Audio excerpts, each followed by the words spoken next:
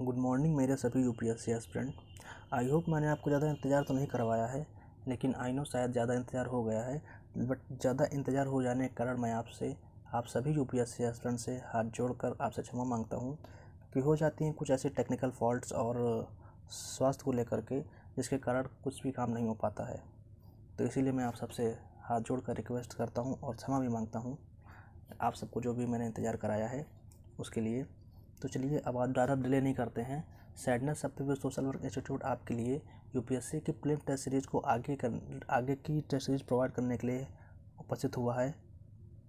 तो चलिए, जैसा कि आप देख रहे हैं कि sadness Saptagiri social work institute ने अपना एक नया लोगो और नया थंबनेल बना लिया है, जिसके थ्रू वो आपको एक अच्छी पहचान के थ्रू बताएगा कि वो क्या कर रहा है। चलिए अब आगे बढ़ते हैं और बताते हैं sadness Saptagiri social work institute के तरफ से प्रीलिम टेस्ट सीरीज़ की। जैसे कि आप यहाँ पे देख रहे हैं, ये लोगो थंबनेल जो है एक लिखा हुआ है निःशुल्क विजन आईएएस हिंदी की prelim test series UPSC test series. इसमें लिखा गया है प्रीलिम्स, इस बार यूपीएससी प्रीलिम पार 2021। तो जैसे कि आप सब देख रहे हैं कि जो मुझे आप प्रीलिम टेस्ट प्रोवाइड कर रहा हूँ ये विजन आईएएस इंस्टीट्यूट की है। चलिए बढ़ते हैं। अपनी पहली नहीं कह सकते, इससे पहले मैंने 2 टेस्ट सीरीज़ प्रोवाइड करा दी हैं। ये थर्ड टेस्ट सीरीज़ है पॉलिटी की, जो कि 30 क्वेश्चन मैंने आपको प्रोवाइड करा दिए थे। 30 क्वेश्चन से 31 से 35 क्वेश्चन तक 31 से 45 क्वेश्चन तक आपको आज के पीडीएफ फॉर्म में आज के लेक्चर में प्रोवाइड करा दिए जाएंगे। जैसे कि चलिए बढ़ते हैं अपने पहले 31 क्वेश्चन की तरफ, जो कि है क्या कह रहा है कि किसी अन्य देश को भारतीय राज्य क्षेत्र के अध्यार्पण से संबंधित विधेयक के संदर्भ में निम्नलिखित कथनों पर विचार कीजिए। तो ये कह रहा है कि किसी भी राज्य क्षेत्र को, भारतीय राज्य क्षेत्र मतलब भारत के अंदर जितने भी राज्य क्षेत्र हैं, जितने भी राज्य हैं, उन राज्यों को एक राज्य से दूसरे राज्य में अध्यार्पण मतलब आदान प्रदान करने में उनमें क्या भूमिकाएं हो सकती हैं, उनमें क्या क्या विधेयक का प्रोसेस रहता है, उसके संदर्भ में बात हो रही है यहाँ पे। तो इसमें पहला नंबर 1 विकल्प दे रखा है, क्या करें, इसके लिए राष्ट्रपति की पूर्व अनुशंसा की आवश्यकता होती है। क्या इससे पहले राष्ट्रपति मतलब जो विधेयक पारित होता है उससे पहले राष्ट्रपति के पूर्व अनुशंसा ली जानी चाहिए। सेकंड कह रहा है कि इस प्रकार के विधेयक को साधारण विधेयक के समान संसद के दोनों सदनों के साधारण बहुमत से पारित किया जा सकता है। मतलब दूसरा कह रहा है कि जो इस प्रकार का जो विधेयक होता है, जो साधारण विधेयक होता है, क्या साधारण विधेयक के समान ही संसद के दोनों सदनों से साधारण बहुमत से पारित किया जा सकता है यह विधेयक।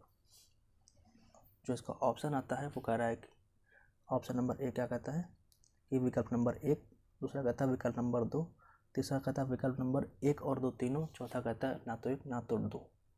तो जैसे कि आपको क्वेश्चन में समझाई दिया है, आइए इसके आंसर की तरफ बढ़ते हैं। इसका आंसर क्या कहता है,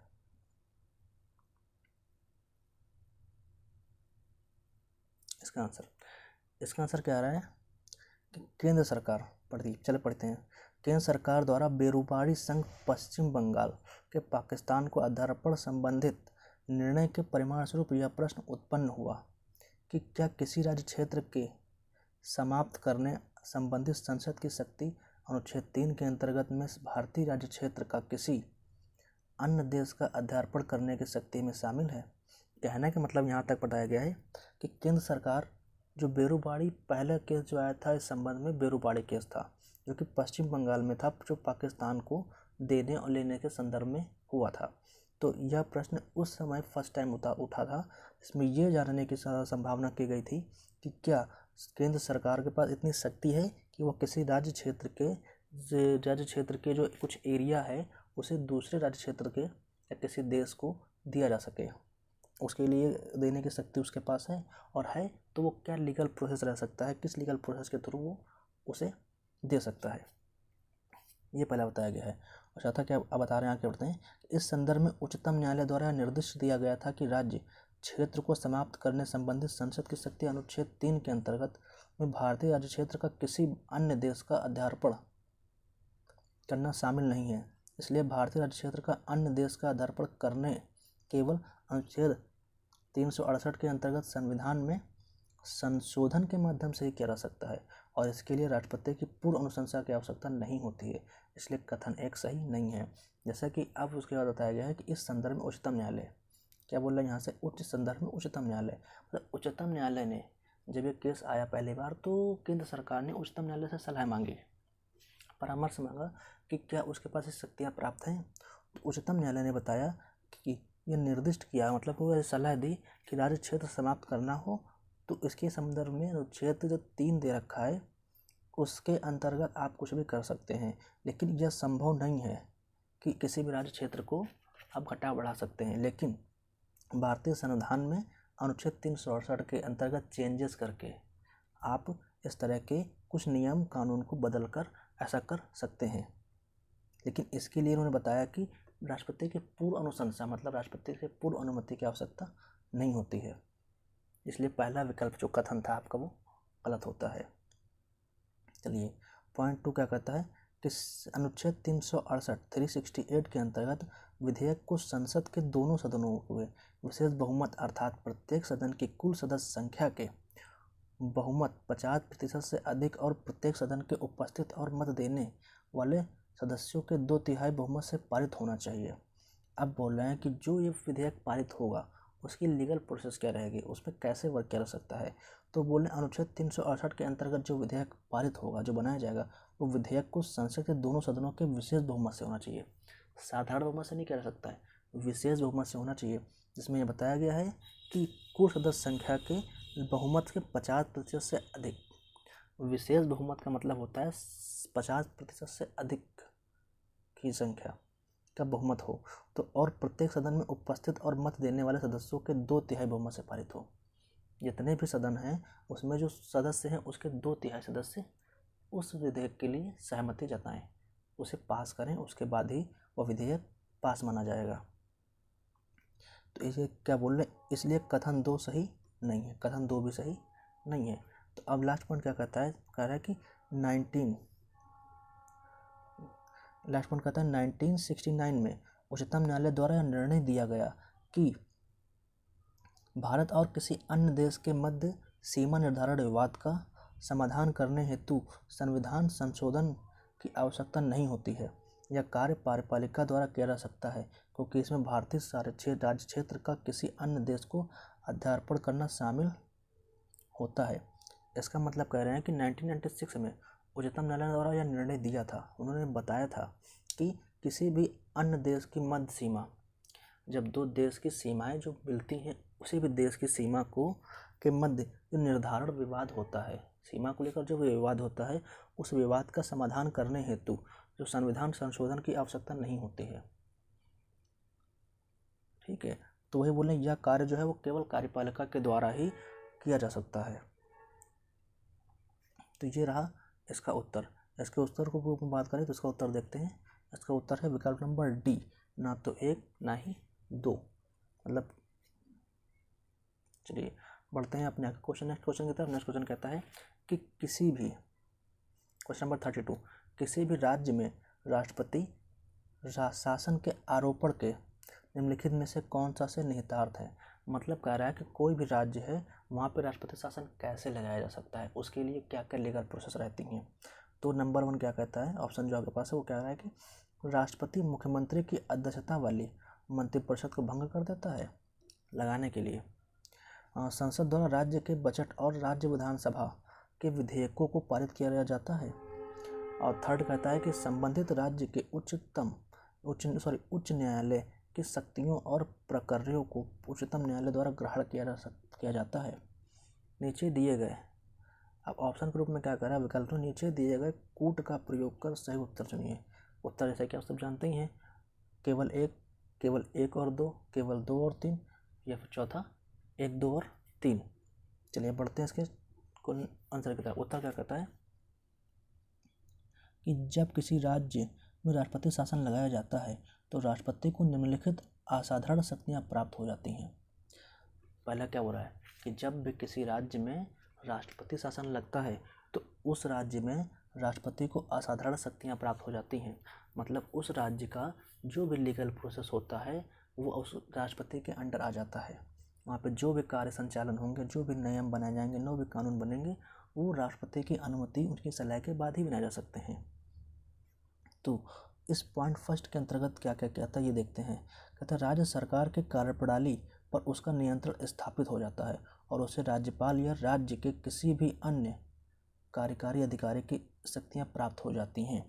जैसे कि बताया कि क्या कि जो भी वहाँ का मुख्यमंत्री होता है, जो भी कार्यपालिका होती है उस राज्य की, उस पर सारा नियंत्रण किसका होता है? केवल और केवल राष्ट्रपति का। वो राष्ट्रपति या तो राज्यपाल की सहायता से या किसी अन्य कार्यकारी अधिकारी की सहायता से शक्तियाँ उसकी संचालित करता है। और पॉइंट क्या कहता है कि वह यह घोषणा कर सकता है कि संसद द्वारा राज्य विधायिका की शक्तियों का उपयोग किया जाएगा। वह राज्य में किसी निकाय या प्राधिकरण से संबंधित संवैधानिक प्रावधानों के निलंबन सहित अन्य सभी आवश्यक कदम उठा सकता है। इसका मतलब यह है कि जब उसके पास सारी शक्तियाँ प्राप्त हो सकती हैं तो उन शक्तियों का यूज़ वो किस तरह से कर सकता है। वह या तो घोषणा कर सकता है कि संसद और राज्य विधायिका की शक्तियों का उपयोग वह खुद करेगा या उसके अंडर में किस तरह से किया जाएगा, या फिर वह राज्य में किसी भी निर्णय या प्राधिकरण से संबंधित संवैधानिक प्रावधानों का निलंबन कर सकता है। मतलब कोई भी नियम वो बना सकता है और उसे मिटा सकता है। इसके लिए कोई भी कदम उठा सकता है वो। इसलिए क्या करें कि इसलिए जब किसी राज्य में राष्ट्रपति शासन लगाया जाता है तो राष्ट्रपति मुख्यमंत्री की अध्यक्षता वाले मंत्रिपरिषद को भंग कर देता है। समझे? तो ये बोल रहा है कि जब भी, वही बता रहा है कि जब भी राष्ट्रपति शासन लगेगा तो ये चीज़ आप निश्चित कर लीजिएगा कि उस जगह पे जो मुख्यमंत्री होगा, उस राज्य का जो मुख्यमंत्री होगा, उसकी जो कार्यपालिका होगी, उसकी अध्यक्षता जो होगी वो क्या होगा, उसको भंग कर देगा। मतलब राष्ट्रपति शासन लगाते ही मुख्यमंत्री और उसकी कार्यपालिका जो होती है वो भंग हो जाती है, मंत्रिपरिषद जो होती है। और उस राज्य का जो शासन होता है वो राज्य का राज्यपाल संभालता है या राष्ट्रपति के नाम पर, या राज्य के मुख्य सचिव की सहायता से, या राष्ट्रपति द्वारा नियुक्त सलाहकार की सहायता से राज्य प्रशासन का संचालित किया जाता है। अब राष्ट्रपति उस राज्य का शासन किस प्रकार संभालता है, तो राज्यपाल को दे सकता है उसका संचालन करने के लिए, या फिर राष्ट्रपति के नाम पर किसी अन्य जैसे कि मुख्य सचिव की सहायता से या राष्ट्रपति नियुक्ति सलाहकार की सहायता से उस राज्य का शासन संभाल सकता है राष्ट्रपति। यही कारण है कि अनुच्छेद 356 के तहत की गई उद्घोषणा को राज्य में राष्ट्रपति शासन के रूप में जाना जाता है। अर्थात 356 के अंतर्गत कोई भी नियम कानून, कोई भी अध्यादेश जारी किया जाएगा तो वो राष्ट्रपति शासन के लिए नाम से ही जाना जाएगा। और देखते हैं पॉइंट क्या कह रहा है कि इसके अतिरिक्त राष्ट्रपति राज्य विधानसभा को विघटित अथवा निलंबित कर सकता है। संसद राज्य के विधेयकों और बजट प्रस्ताव को पारित करती है। अब क्या बोल रहा है कि इसके जब ये राष्ट्रपति शासन लग जाएगा तो उसके बाद राष्ट्रपति राज्य विधानसभा को विघटित कर सकता है। अगर राज्य की जितनी भी विधानसभा है उसको क्या करता है, समाप्त कर सकता है अथवा निलंबित कर सकता है, या फिर कुछ समय के लिए उसे रोक सकता है। और संसद राज्य के विधेयक और बजट प्रस्ताव को भी पारित करती है। और राज्य ही क्या करती है, संसद क्या करती है, राज्य के विधेयक हो चाहे बजट हो, सबको राज्य ही संसद ही पारित करती है। तो उस पर भी इसका असर या प्रभाव पड़ सकता है। और नीचे देखते हैं हम, पॉइंट एक बचा हुआ है हमारा, उस पर कह रहा है कि यहाँ यह ध्यान देने योग्य है कि राष्ट्रपति संबंधित राज्य के उच्च न्यायालय की शक्तियाँ स्वयं प्रदान नहीं कर सकता है, या वह उससे संबंधित संवैधानिक प्रावधानों को निलंबित नहीं कर सकता है। अन्य शब्दों में राष्ट्रपति शासन की अवधि के दौरान संबंधित राज्य उच्च न्यायालय की संवैधानिक स्थिति, प्रतिष्ठा, शक्ति और कार्यप्रणाली प्रभावी रहते हैं। इसका मतलब है कि किसी भी तरह से देश में, या किसी देश की बात कहाँ से आ गई यहाँ पे, भारत देश में जो हर राज्य होते हैं, किसी भी राज्य में जब शासन प्रणाली लगती है, शासन प्रणाली में पूरा का पूरा नियंत्रण जो होता है वो राष्ट्रपति के अंतर्गत होता है। किंतु पूरे राज्य का संचालन राष्ट्रपति के अंतर्गत होता है, किंतु राष्ट्रपति जो है वो उच्च न्यायालय के कार्य क्षेत्र को प्रभावित नहीं कर सकता है। उच्च न्यायालय जो है वो जैसे कि वर्क पहले कर रहा होता है वो वैसे ही वर्क करता रहेगा। मतलब कहने का सीधा सीधा अंतर यहाँ पे ये आता है कि राष्ट्रपति जो है, राष्ट्रपति शासन के दौरान भी उच्च न्यायालय पर अपना अधिकार या कार्य क्षेत्र प्रभावित नहीं कर सकता है, वो प्रभावी नहीं माना जाएगा। इसलिए उसके उत्तर की अगर बात करते हैं तो इसका उत्तर है बी।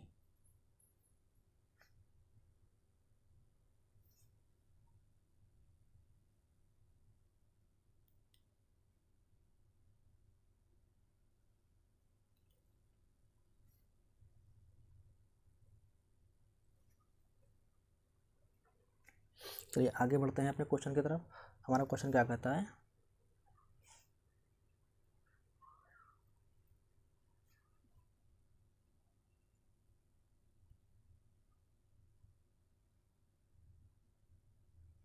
हमारा नेक्स्ट क्वेश्चन कहता है कि भारत शासन अधिनियम 1919 के तहत निम्नलिखित में से कौन सा से प्रावधान किए गए हैं।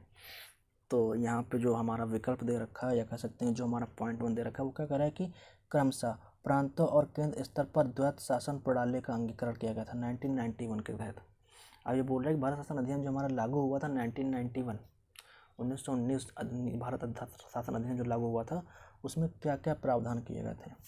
तो पहला प्रावधान ये बोल रहा है कि क्रमशः प्रांत और केंद्र सरकार द्वारा द्वैत शासन प्रणाली का अंगीकरण किया गया था। या फिर पॉइंट 2 कहता है कि इस अधिनियम की कार्यप्रणाली की जांच करने और रिपोर्ट प्रस्तुत करने हेतु एक वैधानिक आयोग का गठन किया गया था। या फिर थर्ड पॉइंट लोक सेवा आयोग की स्थापना की गई थी। उपयुक्त कथनों का प्रयोग कौन से कर सकते हैं, जैसे कि केवल 1, केवल 2, केवल 2 और 3 या केवल 1, 2 और 3। तो समझते हैं इसके उत्तर की तरफ। इसका उत्तर क्या कहता है कि भारत शासन अधिनियम 1919 को मॉन्टेग्यू चेम्सफोर्ड सुधार के नाम से जाना जाता है। इसकी निम्नलिखित प्रमुख विशेषताएं हैं। समझे। अब पहली बात, जो हमारा देश आज़ाद होने से पहले जो 1919 का जो हमारा अधिनियम आया था ब्रिटिश गवर्नमेंट के कारण, तो उसमें उस चेम्सफोर्ड भारत शासन अधिनियम 1919 को मॉन्टेग्यू चेम्सफोर्ड सुधार के नाम से जाना जाता है। और उसकी निम्नलिखित विशेषताएं, जैसे कि विशेषताओं देखते हैं। विशेषता नंबर फर्स्ट पॉइंट क्या कहता है विशेषता का, जैसे बोलता है कि इसमें केंद्रीय और प्रांतीय विषयों का निर्धारण एवं विभाजन करके प्रांतों पर केंद्रीय नियंत्रण को कम किया गया था। केंद्रीय और प्रांतीय विधान परिषद को अपनी सूचियों के विषयों पर विधान बनाने का अधिकार प्रदान किया गया था, लेकिन सरकार की संरचना केंद्रीय और एकात्मक ही बनी रही थी। समझ में आया कुछ। तो कह रहे हैं कि इसमें जो हुआ था जब 1919 का जब मॉन्टेग्यू चेम्सफोर्ड सुधार आया था, तो उसमें उसकी विशेषता में जो पहले विशेषता होती है, तो उसमें ये बताया गया कि केंद्रीय और प्रांतीय विषयों का निर्धारण, जो केंद्र है और जो प्रांत है, उन दोनों के जो विषय होंगे उसका निर्धारण और उसका जो विभाजन जो है वो प्रांतों और केंद्रीय नियंत्रण को कम कर दिया गया था। मतलब उन्हें स्वायत्ता थोड़ी थोड़ी प्रदान कर दी गई थी कि वो अपने अपने प्रांत, अपने जो उनके केंद्र हैं, उनके जो केंद्रीय और जो प्रांतीय जो निर्णय हैं वो खुद स्वयं ले सके, एक हिसाब से कह सके अगर जो हम तो। और वो क्या करें कि केंद्रीय और प्रांतीय विधान परिषदों को अपनी अनुसूची के विषय सूचियों के विषय पर विधान बनाने का अधिकार प्रदान कर दिया गया था।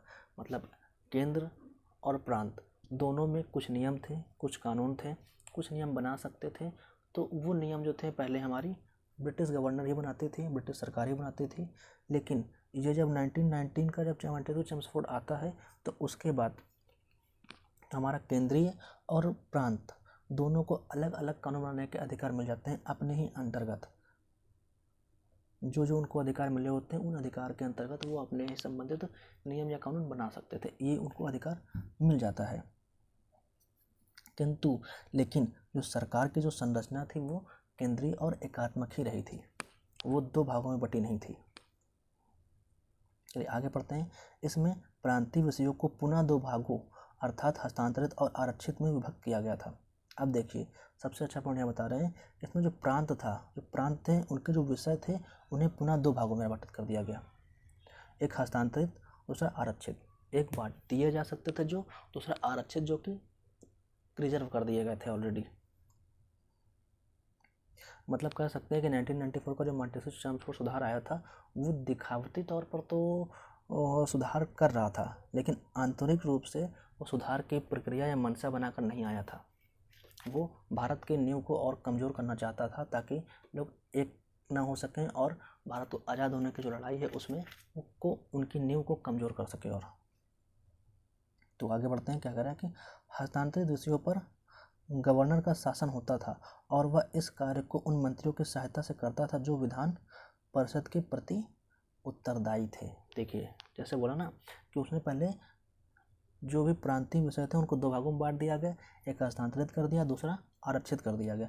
किंतु हस्तांतरित विषय पर क्या किया, गवर्नर ने खुद ही शासन करना शुरू कर दिया और इस कार्य को उन्होंने क्या किया, मंत्री की सहायता से संचालित करना शुरू कर दिया। और दूसरी ओर आरक्षित विषयों पर का गवर्नर कार्यकारी परिषद की सहायता से शासन करता था। और दूसरी ओर जो उनने जो आरक्षित विभाग जो रखे थे उस पर भी क्या करने लगा, जो गवर्नर था वो कार्यकारी परिषद की सहायता से कार्य करने लगा। मतलब घुमाकर अगर फुरा फिराकर सीधे सीधे बात कहें तो दोनों ही विषयों पर क्या था, सीधे ब्रिटिश गवर्नर का ही अधिकार था। लेकिन उसने दिखावटी तौर पर यह दिखा दिया कि हमारे प्रांत और केंद्र दोनों को ही उन्हें अपने अपने नियम कानून बनाने के छूट दे दी गई है। ऐसा कुछ नहीं दिया गया था। ये छूट जो दिखावटी थे केवल कागजी तौर पे थे, आंतरिक रूप से नहीं थी। तो आगे बढ़ते हैं। शासन की इस दोहरी प्रणाली को द्वैत शासन अर्थात डायरकी कहा जाने लगा। जब ब्रिटिश गवर्नमेंट ने ऐसे काम किए तो उसके लिए क्या, उसको द्वैत शासन कहा गया, डायरकी कहा जाता है जैसे इंग्लिश में। इस प्रकार इस अधिनियम द्वारा प्रांतों में द्वैत शासन प्रणाली आरंभ की गई। केंद्र में द्वैत शासन प्रणाली को आरंभ भारत सरकार अधिनियम 1935 द्वारा किया गया था। इतिहास इसलिए कथन एक सही नहीं है। अब क्या बोल रहे हैं कि जो डायरकी है अर्थात द्वैत शासन की प्रणाली की बात होती है, ये द्वैत शासन प्रणाली का जो आरंभ हुआ था भारत में 1935 के अधिनियम के साथ होता है, न कि 1990 के अधिनियम के साथ होता है। ठीक है, अब आके अपने नेक्स्ट पॉइंट के देखते हैं इसकी नेक्स्ट विशेषता क्या है। नेक्स्ट विशेषता में आते हैं। नेक्स्ट विशेषता बोलता है कि इस अधिनियम ने पहली बार देश में द्विसदनीय व्यवस्था और प्रत्यक्ष निर्वाचन की व्यवस्था प्रारंभ की। इस प्रकार भारतीय विधान परिषद के स्थान पर द्विसदनीय व्यवस्था अर्थात एक उच्च सदन राज्यसभा और एक निम्न सदन विधानसभा का गठन किया गया और दोनों सदनों के अधिकांश सदस्यों को प्रत्यक्ष निर्वाचन के माध्यम से निर्वाचित किया गया जाता था। इसका मतलब कि जो ये भी पहली बार हुई थी, क्या पहली बार देश में द्विसदनीय व्यवस्था स्थापित हो पाई थी।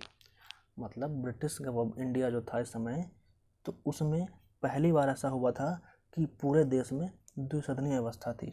एक जो कि निम्न सदन, जो कि उच्च सदन था जिसे राज्यसभा कहते थे, और एक निम्न सदन था जिसे विधानसभा के नाम से जाना जाता था। और दोनों सदन क्या थे, अधिकांश सदस्यों के प्रत्यक्ष निर्वाचन माध्यम से किया जाता था। दोनों का निर्वाचन प्रत्यक्ष निर्वाचन के माध्यम से किया जाता था। नेक्स्ट पॉइंट, इसमें सांप्रदायिक आधार पर सिखों, भारतीय ईसाइयों, आंग्ल भारतीय और यूरोपीय लोगों के लिए भी पृथक निर्वाचन का सिद्धांत के विस्तार कर दिया गया था। अब इसके अंतर्गत उन्होंने लालच देना शुरू किया। लालच में उन्होंने क्या बताया कि हर एक धर्म को, जाति को, चाहे वो सिख हो, चाहे ईसाई, भारतीय ईसाई हो, आंग्ल भारतीय हो, यूरोपीय हो, उन सबको पृथक निर्वाचन मतलब पृथक पृथक सरकार बनाने चुनने का अधिकार मिल जाएगा, या फिर कह सकते हैं अलग अलग देश समझने का, कि वो अपना एक अलग अलग देश के रूप में बट जाएं। इसमें एक लोक सेवा आयोग के गठन हेतु प्रावधान किया गया। इसलिए 1926 में सिविल सेवक की भर्ती हेतु एक केंद्रीय लोक सेवा आयोग की स्थापना की गई थी। इसलिए कथन 3 सही है। मतलब अब जो आप समझिए कि जिसकी हम तैयारी करते हैं लोक सेवा आयोग की, वो 1926 में गठित किया गया था। अब नेक्स्ट पॉइंट कहता है कि इसके लागू होने के 10 वर्ष पश्चात इसकी कार्य प्रणाली की जांच करने और रिपोर्ट प्रस्तुत करने के लिए एक वैधानिक आयोग के गठन का प्रावधान किया गया था। इसलिए कथन 2 सही है। मतलब जब ये लोक सेवा आयोग का गठन हो गया था तो इसके जांच होने के लिए कि ये कैसा वर्क कर रहा है, उसकी जांच के लिए हर 10 वर्ष बाद इसकी जांच होनी थी और इसकी एक रिपोर्ट बनाकर पेश करनी थी। सीधे सीधे मेरे यूपीएससी एस्पिरेंट, मैं आपको बता दूं कि ये जो 1990 का जो मॉन्टेस्क्यू चेम्सफोर्ड सुधार था, ये केवल और केवल कागजी तौर पर दिखाने का था, जिससे सुधार किया जा रहा था। इसमें कोई सुधार की उनकी मंशा नहीं थी। उसमें वो बस ये चाहते थे 1990 का जो भारत शासन अधिनियम लाया गया था उसका केवल एक ही उद्देश्य दिख रहा था, वो ये था कि उस समय जो हमारी भारतीय जनता एकजुट हो रही थी उनको भगाने के लिए ब्रिटिश सरकार को, तो उनको वो अलग अलग लालच देकर अलग अलग निर्वाचन क्षेत्र के या अलग अलग कंट्री के या शासन करने के लालच को दे करके वो उन्हें भड़का करके उन्हें टुकड़े टुकड़े बांटना चाहते थे कि वो एकजुट ना हो सकें। जैसे नहीं, फूट डालो शासन करो के नीति को अपनाकर वो आगे बढ़ रही थी। और 1990 का जो भारत शासन अधिनियम था वो इसी के उद्देश्य को लाया गया था, लेकिन उसका नाम दिया गया मॉन्टेस्क्यू चेम्सफोर्ड सुधार, जो कि उसकी कोई मंशा नहीं थी उसमें। चलिए बढ़ते हैं अपने हम नेक्स्ट आगे क्वेश्चन की तरफ। इसकी हम बता दें इसका क्वेश्चन क्या आंसर क्या होगा। इसका आंसर होगा सी मतलब केवल 2 और केवल 3। 2 कौन सा 2 हमारा क्या है, इस अधिनियम की कार्यप्रणाली की जांच करने और रिपोर्ट प्रस्तुत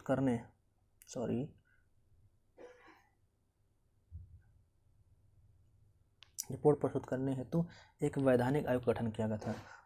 थर्ड कहता है लोक सेवा आयोग की स्थापना, जो कि 1919 के मॉन्टेस्क्यू चेम्सफोर्ड सुधार के बाद ही लाया गया था। आइए बढ़ते अपने नेक्स्ट क्वेश्चन की तरफ। नेक्स्ट क्वेश्चन क्या कहता है, किसी देश में लोकतांत्रिक चुनाव के संचालन हेतु निम्नलिखित में से कौन सी शर्तें अनिवार्य रूप से पूर्ण की जानी चाहिए। मतलब किसी भी देश में लोकतांत्रिक चुनाव, लोकतांत्रिक मतलब जहाँ पे सरकार खुद चुनी जा सकते हैं, वहाँ पे लोकतांत्रिक चुनाव के संचालन हेतु वहाँ का सिस्टम कैसा हो, तो उसके लिए क्या क्या अनिवार्य शर्त हो सकती है। तो शर्त नंबर 1 की अगर हम बात करें तो क्या ये ऐसा हो सकता है कि प्रत्येक व्यक्ति के पास समान मूल्य का एक मत होना होगा। 2 चुनाव लड़ने की स्वतंत्रता। 3 नियमित रूप से चुनावों का आयोजन।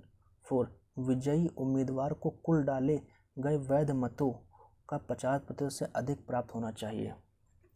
चलिए नीचे दिए गए कोड का प्रयोग करते हैं। कोड में कह रहा है केवल 1, 2 और 3। दूसरा बी कहता है कि केवल 2 और 4। सी कहता है केवल 1, 3 और 4। डी कहता है 1, 2, 3 और 4। ठीक, जैसे कि क्वेश्चन तो आप समझ चुके होंगे, फिर भी मैं एक बार एक्सप्लेन करता हूँ। क्वेश्चन कह रहा है कि भारत या किसी भी देश में जो लोकतांत्रिक देश है, उस देश के चुनाव में जो होते हैं उस चुनाव का संचालन अर्थात उस सिस्टम का जो प्रोसेस होता है उसमें क्या क्या या कौन कौन सी शर्तें हो सकती हैं। उसके लिए पहला जो बताया गया है वो प्रत्येक व्यक्ति के पास समान मूल्य का एक मत हो, जो मत डालता है उसका मूल्य समान हो। कि मतलब ये नहीं कि जो बड़ा आदमी है, जो अमीर आदमी है, उसके मत का मूल्य अलग हो, जो गरीब है, रिक्शा चलाने वाला है या कोई भी वर्क करता है जो गरीब है, जिसके पास सही पैसे नहीं है, जो समाज के स्तर पर लो लेवल पर है, तो उसके मत का मूल्य कुछ अलग हो। ऐसा नहीं, समाज में हर इंसान जिसको मत देने का अधिकार है, उसके मत चाहे वो अंबानी से लेकर के गरीब भिखारी क्यों ना हो, उनके दोनों के मत का मूल्य एक होना चाहिए। पॉइंट 2 कहता है चुनाव लड़ने की स्वतंत्रता। चुनाव लड़ने की स्वतंत्रता ये भी उसी एग्जाम्पल के थ्रू है कि किसी भी अमीर व्यक्ति, जैसे कि किसी भी अमीर व्यक्ति को चुनाव लड़ने की स्वतंत्रता है, वो पैसे देकर लड़ सकता है, लेकिन गरीब व्यक्ति जो लड़ना चाहता है लेकिन लड़ नहीं सकता, क्यों? क्योंकि उसे अधिकार नहीं दिया गया है। तो ऐसा कोई चीज़ भारत में नहीं होनी चाहिए, नहीं है या है। मतलब चुनाव लड़ने की स्वतंत्रता का मतलब है कि चाहे वो बड़े से बड़ा अंबानी अडानी क्यों ना हो, चाहे तो उसे भिखारी क्यों ना हो, अगर वो चुनाव लड़ना चाहता है, वो कैपेबल है उसके लिए, तो वो चुनाव लड़ सकता है, उसके लिए उसकी स्वतंत्रता होनी चाहिए। पॉइंट 3 कहता है कि नियमित रूप से चुनाव का आयोजन, मतलब एक टाइम फिक्स हो जाए कि इतने इतने सालों बाद, जैसे कि भारत में हर 5 साल बाद चुनाव होते हैं, चुनाव की प्रक्रिया होती है, तो सेम वैसे ही एक निश्चित समय फिक्स हो, आयोजन हो, उसका निर्धारण हो, चुनाव हो, उसके बाद उसका जो भी मत निकल के आए, जीता हार जो भी जीते उसकी घोषणा हो, उसके बाद आगे जितनी भी लीगल प्रोसेस हो वो सारी कंटिन्यू की जाए आगे। और पॉइंट 4 ये कहता है कि जो भी जीते, जो भी उम्मीदवार, जो भी कैंडिडेट जीतता है, उस कैंडिडेट के जो वैध जो डाले गए मत होंगे, जो वोट पाएगा, वो वोट बैंक जो होगा वो 50% से उसका अधिक होना चाहिए, ये क्वेश्चन कह रहा है। लेकिन अब ये ऑप्शन सही है या गलत, इसके लिए हम अपने आगे वाले उत्तर को देखते हैं। उत्तर क्या कहता है हमारा, तो उत्तर हमारा कह रहा है कि लोकतांत्रिक चुनाव के संचालन हेतु निम्नलिखित पूरी शर्तें पूरी होनी चाहिए। अब लोकतांत्रिक चुनाव भैया करना है देश में, तो संचालन हेतु क्या करना चाहिए, निम्नलिखित शर्तें पूरी होनी चाहिए। अब वो शर्तें कौन सी हैं, चलिए समझते हैं आगे। कह रहा है प्रत्येक व्यक्ति को चयन करने की सुविधा प्राप्त होनी चाहिए, जिसका तात्पर्य है कि लोकतंत्र में प्रत्येक व्यक्ति को मताधिकार प्राप्त हो और प्रत्येक के मत का मूल्य समान मूल्य होना चाहिए। इसका मतलब जब लोकतांत्रिक देश है तो वहाँ पे हर व्यक्ति को मत देने का अधिकार प्राप्त होना चाहिए। जो भी वयस्क है उसे मत देने का पूरा अधिकार प्राप्त होना चाहिए। और इसका एक तात्पर्य भी है कि जो भी व्यक्ति मत डाल रहा है हर व्यक्ति का मत का मूल्य एक समान होना चाहिए। पॉइंट 2 कह रहा है कि चयन हेतु विकल्प उपलब्ध होने चाहिए। दलों और उम्मीदवारों को चुनाव लड़ने के लिए स्वतंत्र होना चाहिए और मतदाताओं को कुछ वास्तविक विकल्प प्रदान किए जाने चाहिए। इसका मतलब जो कि पहले बताया कि जितने भी दल हैं, जितने भी उम्मीदवार हैं, उन सबको चुनाव लड़ने के लिए स्वतंत्रता प्राप्त होनी चाहिए और नियमित रूप से उसका आयोजन भी करना चाहिए। थर्ड पॉइंट के विकल्पों को नियमित अंतराल पर प्रस्तुत किया जाना चाहिए। चुनाव प्रत्येक कुछ वर्षों के पश्चात नियमित रूप से आयोजित होने चाहिए। मतलब वही चीज़ कि समय समय पर उसका चुनाव और उसका आयोजन समय निर्धारित किया जा सके और फिर से विकल्प उसके पास, जनता के पास विकल्प आए नई सरकार बनाने का। पॉइंट 4, लोगों की पसंद वाले उम्मीदवार को चयनित होना चाहिए। मतलब जिसे अधिक से अधिक वोट मिले, जिसे लोग अधिक पसंद करें, केवल उसी को सरकार या उसी उम्मीदवार को चयन किया जाना चाहिए। ये नहीं कि वोट किसी और को अधिक मिले हुए हैं, सरकार किसी और की बन गई। ऐसा कोई सिस्टम नहीं होना चाहिए उस लोकतांत्रिक देश में के चुनाव संचालन में। तो चुनाव स्वतंत्रता और निष्पक्ष तरीके से संपन्न होनी चाहिए, जिसमें लोग अपनी इच्छानुसार किसी उम्मीदवार का चयन कर सकें। कहने का मतलब जो चुनाव हो रहा हो वहाँ स्वतंत्र हो और निष्पक्ष हो। निष्पक्ष और स्वतंत्र का मतलब होता है कि वहाँ पे किसी भी कैंडिडेट जो कि मत डाल रहा हो उसे पर फोर्स ना किया गया हो, उसे डराया धमकाया ना गया हो, और वहाँ पर कोई जाति पात का भेदभाव, ऊंच नीच ना चल रहा हो कि वो हमारा जाति का व्यक्ति है तो हम उसी जाति के व्यक्ति को कैंडिडेट अपना मत देंगे, या वहाँ पे किसी डरा धमका कर में से माफिया लीगल के थ्रू कि वो डरा करके हमारे कैंडिडेट को, केवल हमारे कैंडिडेट या हम ही को वोट दो। ऐसा कोई काम नहीं होना चाहिए। मतलब चुनाव स्वतंत्र हो, निष्पक्ष हो, जहाँ जाति पाति ना हो, डर ना हो।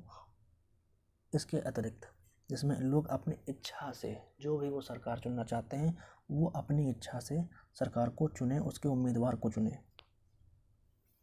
और नेक्स्ट पॉइंट क्या कहता है कि यह अनिवार्य शर्त नहीं है कि एक विजयी उम्मीदवार को डाले गए वैध मतों का वोट 50% से अधिक प्राप्त होना चाहिए।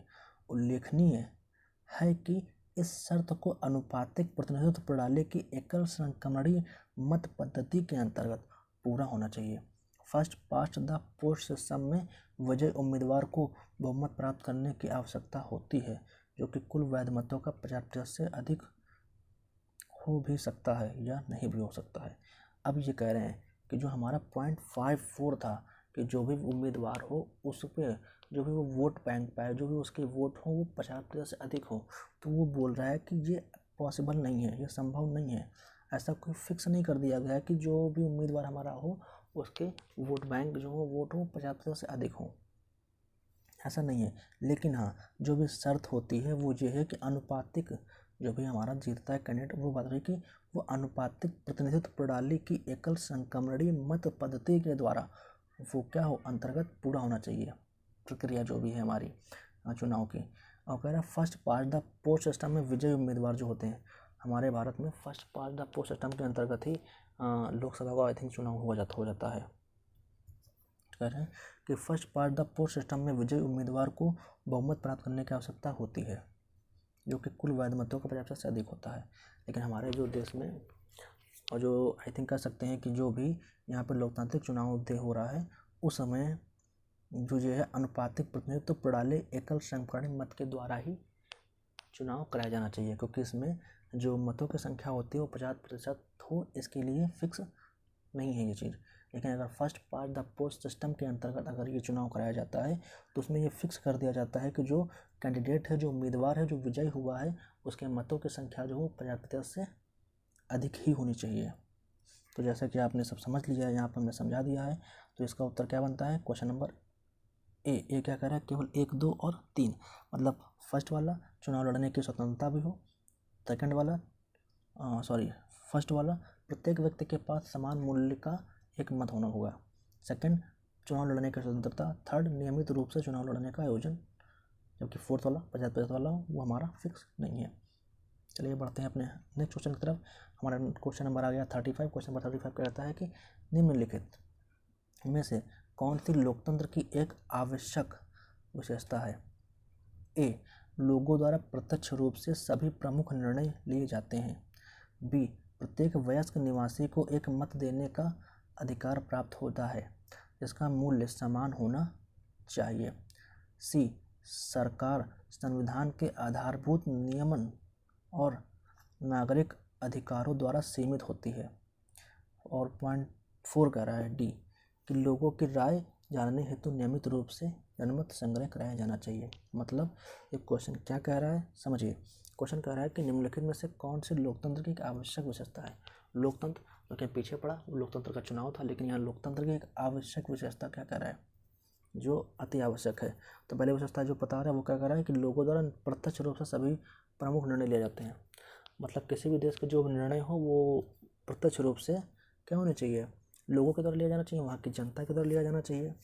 और भी कहा जाए कि प्रत्येक वयस्क निवासी को एक मत देने का अधिकार प्राप्त होना चाहिए। वहाँ पर जितने भी मत वयस्क निवासी हैं जो एक क्राइटेरिया तय कर चुके हैं वयस्क होने की, वे वयस्क व्यक्ति जो होंगे उनको मत देने का अधिकार प्राप्त होना चाहिए। दूसरा थर्ड पॉइंट कह रहा है कि सरकार संविधान के आधारभूत नियमों और नागरिक अधिकारों द्वारा सीमित होती है। तो वहाँ की जो सरकार होती है, लोकतंत्र वाले देश में जो सरकार होती है, वहाँ की जो सरकार होती है वो संविधान के आधारभूत नियमों और नागरिक अधिकारों द्वारा सीमित होती है। मतलब वहाँ की सरकार संविधान के अंतर्गत कार्य करती है और वहाँ के नागरिक के जो अधिकार होते हैं उनको ध्यान में रखती है। डी कहता है कि लोगों की राय जानने हेतु नियमित रूप से जनमत संग्रह कराया जाता चाहिए। मतलब एक चुनाव कराया जाना चाहिए जिसमें जनता अपने मत को व्यक्त कर सके कि वो किस सरकार को या किस दल के किस उम्मीदवार को चुनना पसंद करती है। ये है हमारा क्वेश्चन। ये पढ़ते हैं इसके आंसर को। इसका आंसर क्या कहता है, इसका आंसर कह रहा है कि लोकतंत्र वर्तमान विश्व में शासन का सबसे प्राचीन रूप से और इसे विश्व के अन्य देशों पर द्वारा भी अपनाया जा रहा है। लोकतंत्र शासन का एक ऐसा रूप है जिसमें शासकों का चुनाव जनता द्वारा किया जाता है, लेकिन लोकतंत्र की यह सरल परिभाषा पर्याप्त नहीं है। इस परिभाषा से केवल यह ज्ञात होता है कि लोकतंत्र लोगों का शासन है, किंतु यदि हम इस परिभाषा का उपयोग विचारहीन तरीके से करते हैं तो अंततः चुनावों को संपन्न कराने वाली प्रत्येक सरकार को लोकतंत्र मानने लगेंगे, जो लोकतंत्र की व्यापक परिभाषा नहीं हो सकेगी। इसका मतलब ये बता रहे हैं कि लोकतंत्र वर्तमान समय में विश्व के शासन का सबसे प्रचलित रूप है। मतलब अधिक से अधिक देश क्या कर रहे हैं, लोकतंत्र की व्यवस्था को अपनाना चाह रहे हैं, किंतु और क्या कह रहे हैं कि इसे विश्व के अन्य देशों पर भी अपनाया जा रहा है। विश्व के, भारत में चल ही रहा है इस व्यवस्था, इसके अतिरिक्त विश्व के जितने भी देश हैं वो ये चाह रहे हैं कि इस व्यवस्था को अपना लिया जाए। लोकतंत्र शासन का एक ऐसा जरूर रूप हो, मतलब ऐसा जरूर रूप हो गया है कि जिसमें शासकों का चुनाव जनता द्वारा किया जाता है। जैसे वहाँ की सरकार जो है वो क्या होती है, लोकतंत्र में जनता के द्वारा ही चुनी जाती है। लेकिन लोकतंत्र की एक सरल परिभाषा की अगर बात करें तो पर्याप्त नहीं है। लोकतंत्र की एक सरल परिभाषा पर्याप्त नहीं है। मतलब लोकतंत्र हर देश, हर स्थान, हर व्यवस्था के लिए अलग अलग सिस्टम के अलग अलग रूल नियम कानून बनाए जा सकते हैं। तो उसी लिए कह रहा है कि लोकतंत्र की एक सरल परिभाषा पर्याप्त नहीं है किसी भी देश की सरकार को या वहाँ की जनता को डिफाइन करने के लिए। तो इसीलिए कह रहे हैं कि इस परिभाषा से केवल यह ज्ञात हो सकता है कि लोकतंत्र लोगों का शासन है, किंतु यदि हम इस परिभाषा का उपयोग विचारहीन तरीके से करते हैं, मतलब अगर विचार करते हैं या विचार नहीं भी करते हैं, तो अंततः चुनावों को संपन्न कराने वाली प्रत्येक सरकार को लोकतंत्र मानने लगेंगे, जो लोकतंत्र की व्यापक परिभाषा नहीं हो सकती है। मतलब कहीं ना कहीं ये लोकतंत्र की परिभाषा पे नेगेटिव इफेक्ट डालेगा। चलिए नेक्स्ट पॉइंट क्या कहता है हमारा, लोकतंत्र की विशेषताओं में निम्नलिखित शामिल है। क्या क्या शामिल है कि लोकतंत्र के अंतिम निर्णय लेने की शक्ति लोगों द्वारा चुने गए प्रतिनिधियों के पास होनी चाहिए, इसलिए विकल्प ए सही नहीं है। मतलब लोकतंत्र में जो अंतिम निर्णय की शक्ति है, अंतिम निर्णय वो किसके पास होना चाहिए, वो चुने हुए लोगों द्वारा चुने गए प्रतिनिधि के पास होना चाहिए। और किसी के पास नहीं, इसलिए विकल्प ए सही नहीं है। विकल्प 2 कहता है कि लोकतंत्र स्वतंत्र और निष्पक्ष चुनाव पर आधारित होना चाहिए ताकि सत्तारूढ़ लोगों के लिए जीत हार के समान अवसर हों। मतलब सीधी सी बात है भाई, जो लोकतंत्र चुनाव हो रहा है वो निष्पक्ष और स्वतंत्र हो, जैसे कि हम आपको पहले ही बता चुके हैं। अगर इस पर वो आधारित होता है तो कोई भी सत्तारूढ़ जो दल लोग होंगे वो जीत हार को समान अवसर पे होंगे। मान लो जैसे कि किसी भी सत्तारूढ़ दल है, उसने अपना पावर लगा करके ज़्यादा वोट पा लिए, तो ऐसा कुछ ना हो, इसके लिए समान अवसर सबको प्राप्त होने चाहिए। और नेक्स्ट पॉइंट हमारा कहता है कि लोकतंत्र में प्रत्येक वयस्क नागरिक को एक मत देने का अधिकार प्राप्त होता है। इसका मूल्य समान होना चाहिए। एक नागरिक मतदान के अधिकार सहित सभी नागरिकों का हकदार होता है, जबकि एक निवासी एक विदेशी नागरिक हो सकता है, इसलिए विकल्प भी सही नहीं है। कहने का मतलब कि लोकतंत्र में प्रत्येक वयस्क नागरिक जो भी होता है एक मत देने का अधिकार प्राप्त होता है उसको, जिसका मूल्य जो होता है वो क्या होता है, सभी वयस्क अधिकार जो होते हैं जिसको जिसको मत देने का अधिकार है उसके मत का मूल्य जो होता है वो एक समान होता है। तो वही बोल रहे हैं कि एक नागरिक मतदान के अधिकार सहित सभी नागरिकों का हकदार होता है। एक नागरिक जब मतदान देता है तो सभी सहित क्या होता है, अधिकारों का हकदार बन जाता है। सरकार से अपने हक की मांग कर सकता है, जबकि एक निवासी एक विदेशी नागरिक भी हो सकता है जिसको मत देने का अधिकार प्राप्त नहीं भी हो सकता है, इसलिए विकल्प भी जो है सही नहीं है। अब नेक्स्ट पॉइंट क्या कहता है कि एक लोकतांत्रिक सरकार संविधान के आधारभूत नियमों और नागरिक अधिकारों द्वारा निर्धारित सीमा के भीतर ही कार्य करती है, इसलिए विकल्प से सही उत्तर है। आपको लोकतांत्रिक सरकार से पहले ही बता चुके आपको, लोकतांत्रिक सरकार है वो क्या है, वो संविधान के आधारभूत नियम जो होंगे और नागरिक अधिकारों के द्वारा ही निर्धारित सीमा के अंतर्गत अधिकार कर सकती है बस, लोकतांत्रिक सरकार जो होती है। उदाहरण के लिए अगर बात करें तो जिम्बाब्वे को 1980 मतलब 1980 में अल्पसंख्यक श्वेत लोगों के शासन से स्वतंत्रता प्राप्त हुई थी। उस समय से ही जिम्बाब्वे में ज़ानु-पीएफ दल का शासन है जिसने देश में स्वतंत्रता संघर्ष का नेतृत्व किया। इसके नेता रॉबर्ट मुगाबे ज़ानु-पीएफ दल ही विजयी रहा है। विपक्षी दलों को कार्यकर्ताओं को परेशान किया गया और उनकी सभाओं को बाधित किया गया। सरकार के विरुद्ध होने वाले सार्वजनिक विरोध और प्रदर्शनों को अवैध घोषित कर दिया गया। इस देश में राष्ट्रपति की आलोचना करने के अधिकार की सीमित करने वाला कानून भी विद्यमान है। जिम्बाब्वे के उदाहरण से स्पष्ट होता है कि लोकतंत्र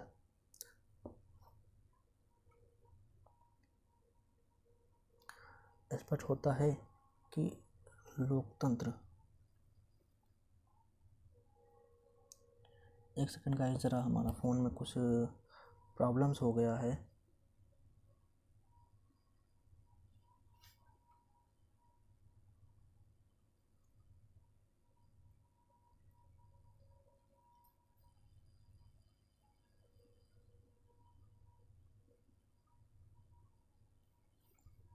ओके सही हो गया हमारा फ़ोन। तो इसमें क्या बोल रहे हैं कि जिम्बाब्वे का इसका अच्छा सा उदाहरण है जो ये बता रहा है कि जहाँ पर लोकतंत्र के नाम पर तो लोकतंत्र देश को तो लोकतंत्र घोषित कर दिया गया है, किंतु वहाँ पर अभी भी लोकतंत्र वाले कोई भी कानून या कोई काम नहीं होते हैं। जैसे कि आपने यहाँ पे बता दिया है कि वहाँ पे जो भी एक सरकार थी, जैसे कि उस सरकार का नाम क्या था,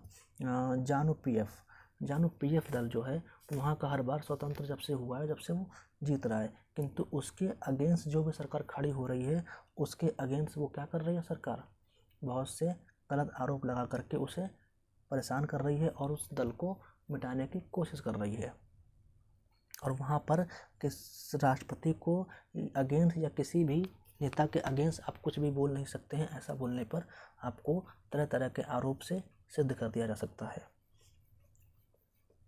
इसलिए कह सकते हैं कि वहाँ पर चुनाव और जनमत संग्रह का त्वरित और नियमित संचालन लोकतंत्र की आवश्यकता शर्त नहीं है, इसलिए विकल्प डी सही नहीं है। तो जैसे कि दोस्तों आप समझे हैं, हमारा क्वेश्चन नंबर 35 जो था 35 का आंसर नंबर सी सही है। सरकार संविधान के आधारभूत नियमों और नागरिक अधिकारों द्वारा सीमित होती है।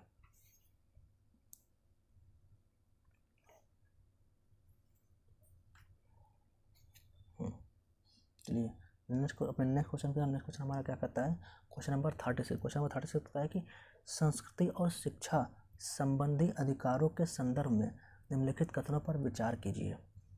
किसके बाद, संस्कृति और शिक्षा संबंधी अधिकार जो हमारे हैं उनके संदर्भ में हमें विचार करना है।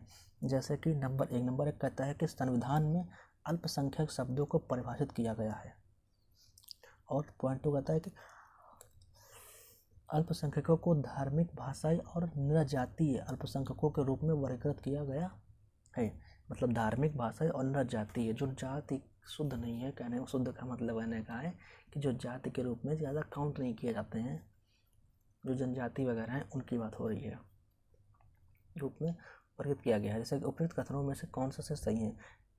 ए केवल एक, बी केवल दो, सी एक और दो दोनों, डी ना तो एक ना तो दो। देखिए उत्तर को समझते हैं। इसका उत्तर क्या करा है? उत्तर कहता है कि अनुच्छेद 30 धार्मिक या भाषाई अल्पसंख्यक विषयों का अधिकार प्रदान करता है। पॉइंट नंबर 1 क्या कहता है कि सभी अल्पसंख्यकों को अपनी रुचि के शिक्षण संस्थानों की स्थापना और प्रशासन का अधिकार होगा। सभी अल्पसंख्यक, जितने भी अल्पसंख्यक हैं भारत में, उन सभी को अपनी पसंद की जो रुचि है, जिसमें पसंद है शिक्षा, उन शिक्षण संस्थानों को स्थापना करना, उनका संचालन करने हेतु उनको अधिकार प्राप्त हैं। पॉइंट बी कहता है कि राज्य द्वारा यह सुनिश्चित किया जाएगा कि अल्पसंख्यक वर्ग के शैक्षणिक संस्थानों की किसी भी संपत्ति के अनिवार्य अर्जन के लिए निर्धारित क्षतिपूर्ति राशि से उनके प्रत्याभूत अधिकार निर्बंधित या निराकृत नहीं होंगे। इस संदर्भ में अल्पसंख्यकों के अधिकार की रक्षा हेतु यह उपबंध 1978 में 44वें संशोधन अधिनियम द्वारा अतः स्थापित किया गया है। इस अधिनियम द्वारा मूल अधिकार अनुच्छेद 31 के रूप में संपत्ति के अधिकार को निरस्त कर दिया गया था। इसका मतलब यहाँ पे ये बोल रहे हैं कि हमारे राज्य में जो भी सुनिश्चित किया जाता है, चाहे वो अल्पसंख्यक को लेकर के हो या नॉर्मल किसी भी जाति को लेकर के हो, वो बोल रहे हैं कि अल्पसंख्यक वर्ग में शैक्षणिक संस्थानों की जो स्थापना हुई थी, उसमें जो संपत्ति के अनिवार्य अर्जन के लिए जो निर्धारित राशि या उनके निर्धारित की गई थी, उसके प्रत्याभूत अधिकार को निर्बाधित या निराकृत नहीं होंगे। मतलब वो दान फंड के रूप में भी वर्क कर सकते हैं। यदि सरकार उनके जो भी हमारे अल्पसंख्यक हैं उनके शिक्षण संस्थान को दान मतलब फंड के रूप में भी सहायता कर सकता है। इस संदर्भ में अल्पसंख्यकों के अधिकार की जो रक्षा होती है वो हो की जाती है। और इस उपबंध में 1978 में 44वें संविधान संशोधन द्वारा जो भी अंतः स्थापित किया गया था, जो भी लिखा गया है, उन सभी को क्या होगा, इसमें लागू होंगे।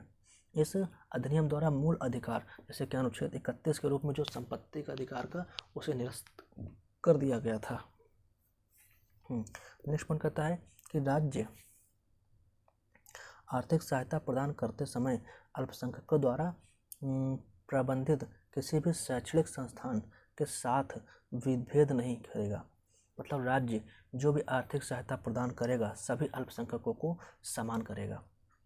जितने भी अल्पसंख्यक हैं उनको समान ही रूप से क्या करेगा, आर्थिक सहायता प्रदान करेगा, अपना पराया करके या किसी अन्य रूप से उन्हें भेदभाव नहीं करेगा।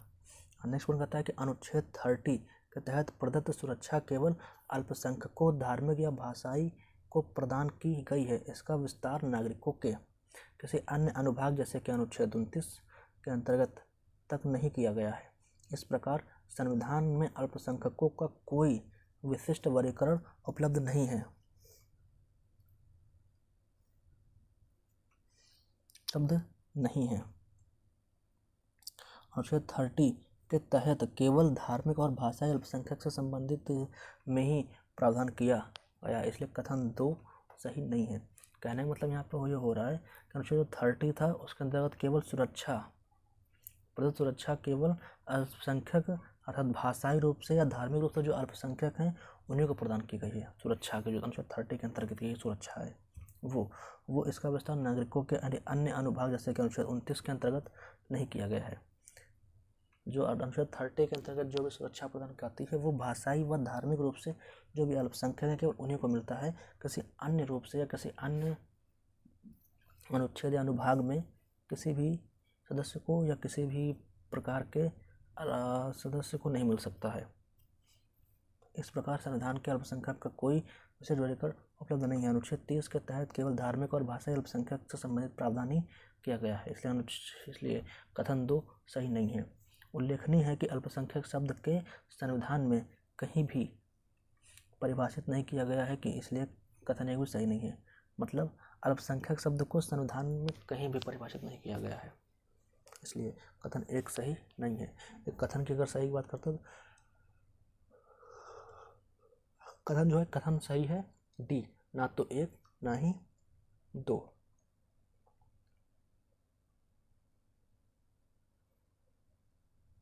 ना तो 1 ना तो 2।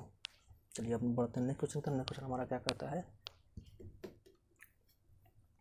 नेक्स्ट क्वेश्चन हमारा है 37 कहता है कि संविधान की भूमिकाओं के संदर्भ में निम्नलिखित में से कौन सा से सही है। देखिए, संविधान की जो भूमिका है उस भूमिका के संदर्भ में कौन कौन से सही हैं उसकी बात हो रही है। तो कह सकते हैं हमारा जो यहाँ ऑप्शन 1 है वो क्या कर रहा है कि यह समाज के लोगों के मध्य समन्वय स्थापित करता है। दूसरा कहता है कि यह राजतंत्र की अनुपस्थिति को सुनिश्चित करता है। पॉइंट 3, यह सरकार की शक्तियों पर सीमाएं आरोपित करता है। पॉइंट 4, यह सरकार को एक समाज की आकांक्षाओं को पूर्ण करने में सक्षम बनाता है। मतलब जो भी संविधान की भूमिकाएं होती हैं उसके संदर्भ में जो भी विशेषताएं वगैरह हैं वो किस तरह से हो सकती हैं उसका निर्णय करने के लिए बताया गया है। कि पहला क्वेश्चन बोल रहा है पहला कि क्या समाज जो है उन लोगों के मध्य समन्वय स्थापित करता है, या क्या समाज जो है या संविधान जो है वो राजतंत्र की अनुपस्थिति को सुनिश्चित करता है, या क्या संविधान सरकार के शक्तियों की सीमाएं आरोपित करता है, या संविधान सरकार को एक समाज की आकांक्षाओं को पूर्ण करने में सक्षम है। अब नीचे दिए गए उत्तर किस प्रकार से हैं? ए केवल 1 और 2, बी केवल 2, 3 और 4, सी केवल 1, 3 और 4, डी 1, 2, 3 और 4। चलिए समझते हैं इसके उत्तर को। इसका उत्तर क्या कह रहा है? इसका उत्तर कहता है कथन 1 सही है। कथन 1 सही है, सीधे सीधे अगर कथन 1 सही है। क्यों? देखिए कह रहा है कुछ बुनियादी नियमों की अनुपस्थिति की स्थिति में प्रत्येक व्यक्ति केवल इसलिए असुरक्षित अनुभव करेगा क्योंकि उन्हें यह ज्ञात नहीं होगा कि एक समूह के सदस्य एक दूसरे के लिए क्या कर सकते हैं तथा वे किस पर अधिकार का दावा कर सकते हैं। किसी भी समूह के सदस्यों के मध्य न्यूनतम समन्वय स्थापित करने के लिए सार्वजनिक रूप से घोषित कुछ बुनियादी नियमों के साथ साथ समूह के सभी सदस्यों को इन नियमों की जानकारी होनी चाहिए, लेकिन ये नियम न केवल ज्ञात होने चाहिए वरन उन्हें प्रवर्तनीय भी होना चाहिए। यदि नागरिक को इस संबंध में विश्वास नहीं है तो क्या इन नियमों का नीचे लिखे नियमों का अनुपालन अन्य लोगों के द्वारा किया जाएगा या नहीं, तो उनके पास भी उन नियमों का अनुपालन करने का कोई कारण नहीं होगा। इन नियमों को विधिक रूप से प्रवर्तनीय बनाए जाने पर उन्हें अन्य लोगों में इनके अनुपालन करने का विश्वास उत्पन्न होगा और अनुपालन न किए जाने की स्थिति में उन्हें दंडित भी किया जाएगा। संविधान की प्रमुख भूमिका यह है कि वह बुनियादी नियमों का एक समुच्चय उपलब्ध कराए जिसमें समाज के लोगों में एक न्यूनतम समन्वय और विधान बना रहे। इसका मतलब यहाँ पे हो रहा है कि जो भी हमारी बुनियादी संविधान की जो भी भूमिकाएं हैं उस भूमिका में हमारी जो भी बुनियादी है, जो भी हमारा संविधान बना है वो लचीला होना चाहिए, कठोर नहीं होना चाहिए। लचीला होने से तात्पर्य यहाँ पे इस बात से हो रहा है कि जो भी हमारे संविधान में समय परिवर्तन के साथ साथ जो भी बदलाव होंगे उन बदलावों को हमारे संविधान में परिवर्तन के रूप में संग्रहित किए जा सके, ताकि हमारे समाज में जो भी परिवर्तन हो वो लोगों के अकॉर्डिंग किए जा सकें। और अगर वो लोगों के अगर उनमें परिवर्तन नहीं होते हैं, अगर उसको कठोर रख दिया जाए तो वो समाज में जो भी लोग होंगे उन नियमों का पालन नहीं कर पाएंगे और उसके लिए उन्हें दंडित नहीं किया जाएगा, क्योंकि वो वर्तमान समय के इस परिस्थिति को, समय को, हालात को वो उस समय के फेसेस करने के लिए कह सकते हैं कैपेबल नहीं होगा, इसलिए उसे दंडित करना भी आवश्यक नहीं माना जाएगा। किंतु अगर वो परिवर्तनीय होता है, लचीला होता है, तो उसे वर्तमान समय के, तत्कालीन समय के जो भी नियम होंगे उन नियमों में चेंजेस करके उसे मनुष्य के, मानव के उपयोग लायक बनाया जा सकता है और उसे उसका पालन न करने पर उसे दंडित करने की प्रक्रिया को भी अपनाया जा सकता है। चलिए आगे बढ़ते हैं क्वेश्चन की ओर। और कथन 2 सही नहीं है। क्या कह रहा है कि संविधान किसी भी समाज की शक्ति के मूल विस्तरण को निर्दिष्ट करता है। संविधान द्वारा यह निर्धारित किया जाता है कि कौन यह सुनिश्चित करेगा कि विधि किस प्रकार की होनी चाहिए और कौन यह सुनिश्चित करेगा कि प्रश्न का उत्तर सैद्धांतिक रूप से अनेक प्रकार के दिया जा सकता है। उदाहरणार्थ, एक राजतंत्र में विधि का निर्माण राजा द्वारा किया जाता है, जबकि कुछ संविधान जैसे सोवियत संघ के संविधान में निर्णय का अधिकार केवल एकल पार्टी को दिया गया था, लेकिन लोकतांत्रिक संविधान में निर्णय मुख्य रूप से लोगों द्वारा किया जाता है। अब ये कथन 2 हमारा जो है वो ये कह रहा है कि संविधान जो होता है वो समाज में शक्ति के मूलभूत वितरण को निर्दिष्ट करता है। समाज में क्या शक्ति होगी उस संविधान की, उसको निर्धारित करता है। तो वही बोल रहे हैं कि संविधान जो होगा वो निर्धारण की प्रक्रिया में कि वो कौन सुनिश्चित करेगा कि संविधान के अंदर का जो भी निर्धारण होगा, कि उसके अंदर जो भी प्रश्न पूछे जाएंगे जो सैद्धांतिक रूप से होंगे, उनका निर्धारण कौन करेगा। उदाहरण के लिए अगर बात करें हम, तो जैसे कि राजतंत्र, जब राजाओं का शासन चलता था तो राजाओं के शासन में जो नियम बनाने वाले लोग थे वो राजा ही थे। वो राजा ही नियम बनाते थे और उन्हें लागू करते थे। किंतु अब वर्तमान समय में राजा का तो शासन नहीं रहा, वहाँ सरकार चलती है और सरकार के समय में इस तरह के नियम कानून कौन बनाए, उसका निर्धारण कौन करे, इसके लिए तरह तरह के विचार समय समय पर उपलब्ध हो या प्रश्नगत होते रहते हैं। जिसमें पहला तो ये बताया गया कि एक सोवियत संघ है जहाँ पर केवल इस तरह के जो निर्णय होते हैं वो केवल एकल पार्टी के द्वारा लिए जाते हैं, किंतु लोकतंत्र में, संविधान में यह जो होता है लोग, इसमें मुख्य रूप से लोग ही शामिल होते हैं। तो लोगों की जो इच्छा होती है उसी के अकॉर्डिंग नियम बनाए जाते हैं। कह सकते हैं कि उस समय ही के कारण ही लोगों की जो इच्छाएं होती हैं उसको लेकर ही हमारे संविधान में परिवर्तन होता है, ताकि वो लोगों के हित के अकॉर्डिंग बनाया जा सके। कथन 3 क्या कहता है कि संविधान एक महत्वपूर्ण भूमिका यह निर्धारित करना है कि कोई सरकार अपने नागरिक पर किसी सीमा तक प्रतिबंधित आरोपित कर सकती है। यह सीमाएं इस रूप से मूलभूत होती हैं कि सरकार कभी भी इनका उल्लंघन नहीं कर सकती है। संविधान द्वारा सरकार के शक्तियों को विभिन्न माध्यमों से सीमित किया जाता है। सरकार के शक्तियों को सीमित करने का सबसे सरल तरीका यह है कि संविधान द्वारा नागरिकों के मूल अधिकारों को स्पष्ट कर दिया जाता है और कोई भी सरकार किसी भी स्थिति में उसका उल्लंघन नहीं कर सकती है।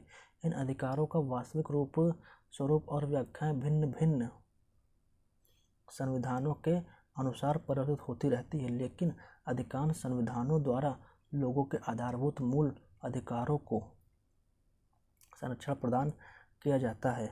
नागरिक को मनमाने ढंग से और बिना किसी कारण से गिरफ्तारी के संरक्षण प्राप्त है। यह सरकार की शक्तियों पर एक मूलभूत सीमा है। नागरिक को सामान्यतः कुछ मूल स्वतंत्रताओं का अधिकार प्रदान किया गया है, जैसे वाक की स्वतंत्रता, अंतःकरण की स्वतंत्रता, संघ बनाने की स्वतंत्रता, व्यापार या व्यवसाय का संचालन करने की स्वतंत्रता आदि। कहने का मतलब जो होता है कि जो हमारा संविधान बनेगा उसमें सरकार के ऊपर एक किस प्रकार से प्रेशर किया जा सकता है। सरकार अपने मनमाने ढंग से संविधान का यूज ना करे और उससे कुछ हानि ना हो समाज में रहने वाले लोगों के लिए, तो इसके लिए सरकार पर भी कुछ युक्त निर्बंधन किए या लगाए जाएंगे। इसका निर्धारण भी संविधान में किस तरह से होगा, ये सब चीज़ें, यही सब प्रोसेस इसमें होंगी। तो अगर इसके उत्तर की हम बात करें तो इसका उत्तर है सी। सी क्या कहता है, केवल 1, 3 और 4, मतलब 1, 3 और 4 दो कह रहा है कि यह राजतंत्र की अनुपस्थिति को सुनिश्चित करता है। गलत। यह राजतंत्र की उपस्थिति कैसे सुनिश्चित कर सकता है कि राजतंत्र में भी नियम कानून बनते थे और हमारे वर्तमान समय भी नियम कानून तो बनेंगे ही किसी भी देश के संचालन को स्थापित करने के लिए। तो आगे बढ़ते हैं अपने क्वेश्चन नंबर 38। क्वेश्चन नंबर 38 क्या कहता है हमारा कि निवारक निरोध के संदर्भ में निम्नलिखित कथनों पर विचार कीजिए। निवारक निरोध के संदर्भ की बात हो रही है यहाँ पे, तो इसके संदर्भ में नंबर 1 की बात हो रही है कि संविधान द्वारा निवारक निरोध के संबंध में विधि निर्माण हेतु केवल संसद को अनुकृत किया गया है। पॉइंट 2 कह रहा है केवल सरकार द्वारा आवधिक समीक्षा और अनुमोदन के पश्चात निवारक निरोध कानून के अंतर्गत एक व्यक्ति को अनिश्चित काल तक हिरासत में रखा जा सकता है। निवारक निरोध जो हमारे में कानून बना हुआ है उसके अंतर्गत की बात हो रही है कि उसमें क्या क्या कथन हो सकते हैं, विचार किया जाता है। तो उसके अंतर्गत बात की गई। एक क्वेश्चन नंबर ए हमारा जो कह रहा है वो क्या कह रहा है कि निवारक निरोध के संबंध में विधि का जो निर्माण केवल संसद के द्वारा किया सकता है। निवारक निरोध के संबंध में जो भी नियम कानून बनेंगे वो केवल संसद के द्वारा ही बनेंगे, राज्य विधानमंडल या राज्य विधानसभा के द्वारा नहीं बनाए जा सकते हैं। ठीक है। पॉइंट केंद्र सरकार द्वारा आवधिक समीक्षा और अनुमोदन के पश्चात निवारक निरोध कानून के अंतर्गत एक व्यक्ति को अनिश्चित काल तक इसमें रखा सकता है। अगर केंद्र सरकार उसकी समीक्षा करता है और फिर वो अनुमोदन मतलब वो आदेश देता है कि निवारक निरोध कानून के अंतर्गत ही एक व्यक्ति को अनिश्चित काल तक रख सकने की अनुमति प्रदान करता है। फिर तो उत्तर क्या कहता है, केवल एक ए, केवल एक बी, केवल 2 सी, 1 और 2 दोनों डी, ना तो 1 ना तो 2। चलिए समझते हैं इसके उत्तर को। इसका उत्तर क्या कह रहा है कि संविधान द्वारा निवारक निरोध संबंधी विधायी शक्ति को संसद और राज्य विधानमंडलों के मध्य विभाजित किया गया था। संसद को रक्षा, विदेशी मामलों और भारत की सुरक्षा संबंधी कारणों के संदर्भ में निवारक निरोध पर विधि निर्माण का विशेष अधिकार प्राप्त है।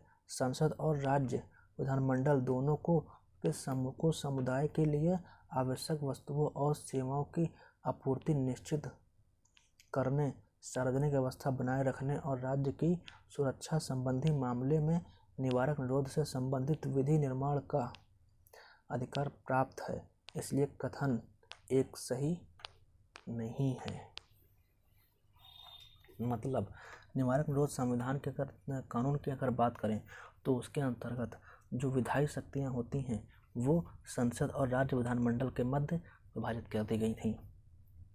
निवारक निरोध की जो कानून की शक्तियाँ थी, विधायी शक्तियाँ थी, जिसमें विधान या नियम बनाए जा सकते थे, वो संसद और राज्य विधानमंडल के मध्य विभाजित कर दी गई थी, बांट दी गई थी।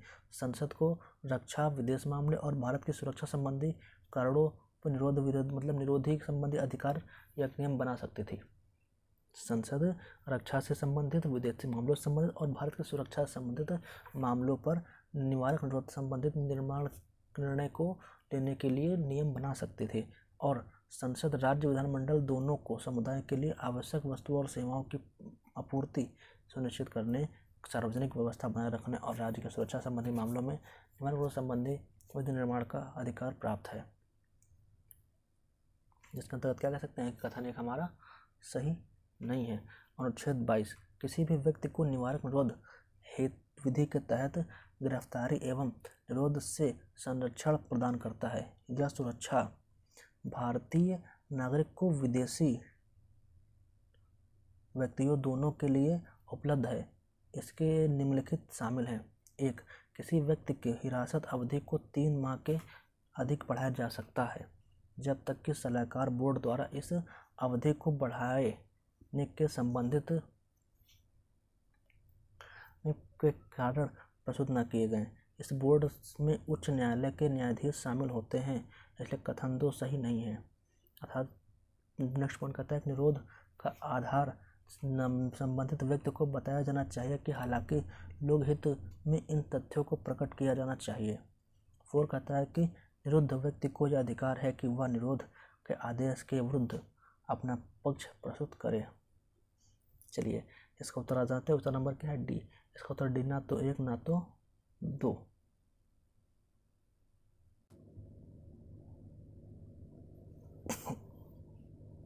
चलिए बढ़ते अपने नेक्स्ट क्वेश्चन तरफ। नेक्स्ट क्वेश्चन क्या कहता है हमारा, क्वेश्चन नंबर 39 बोलता है निम्नलिखित कथनों पर विचार करिए।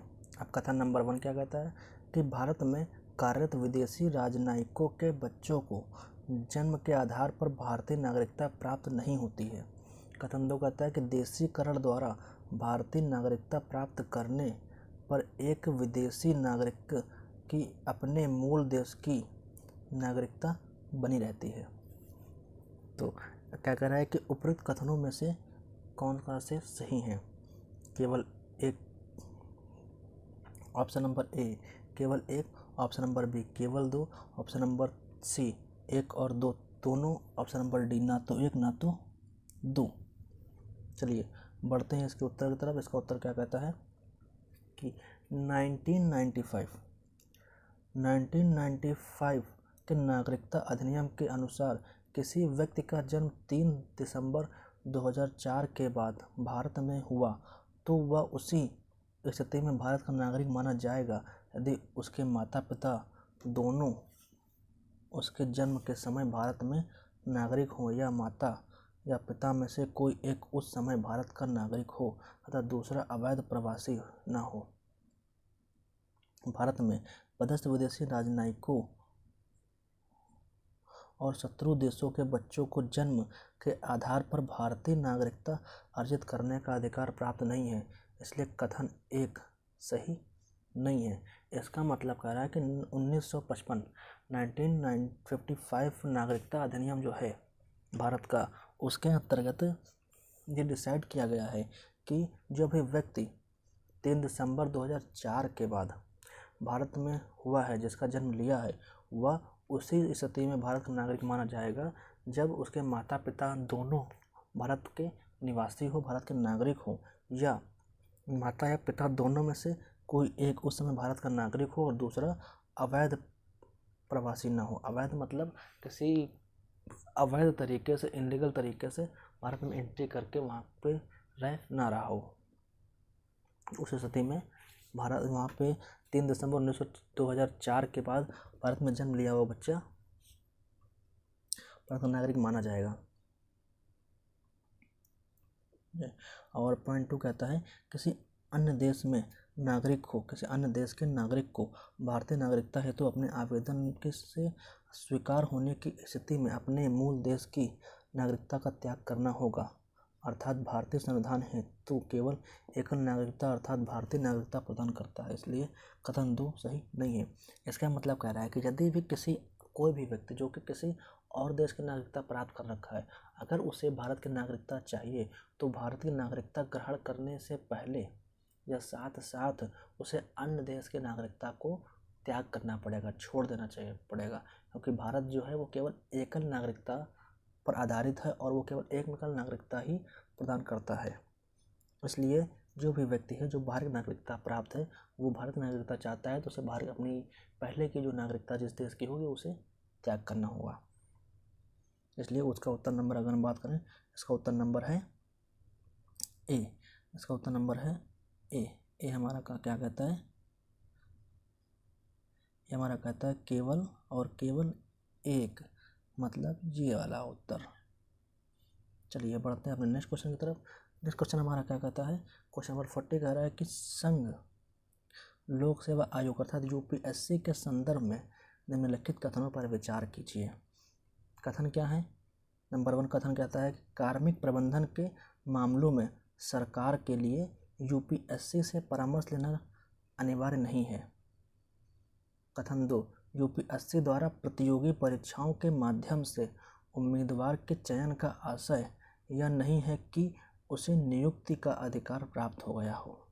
अर्थात जो कथन हमारा फर्स्ट है वो कह रहा है कि जो कार्मिक प्रबंधन के जो मामले होते हैं उनमें सरकार के लिए यूपीएससी से परामर्श लेना अनिवार्य नहीं है। मतलब सरकार कार्मिक पेंशन से संबंधित जो भी निर्णय या जो भी कार्यक्रम करती है उसमें वो यूपीएससी से परामर्श ले, ऐसा अनिवार्य नहीं, वो ले भी सकती है और नहीं भी ले सकती है। कथन 2 हमारा कह रहा है कि यूपीएससी द्वारा जो प्रतियोगी परीक्षाओं के माध्यम से उम्मीदवार का जो चयन किया जाता है तो इसका जो आशय यह नहीं होता है कि उसकी नियुक्ति का अधिकार प्राप्त हो गया है। कहने का मतलब जो हम लोग एग्ज़ाम देते हैं यूपीएससी की प्रिपरेशन के बाद, तो जो यूपीएससी हमारा एग्ज़ाम कंडक्ट कराती है उससे यूपीएससी को ये अधिकार नहीं मिलता है कि वो किस कैंडिडेट को चयन करेगी, किस कैंडिडेट को चयन नहीं करेगी। इसका अधिकार भी यूपीएससी के पास नहीं होता है। तो यही बस क्वेश्चन कर रही है।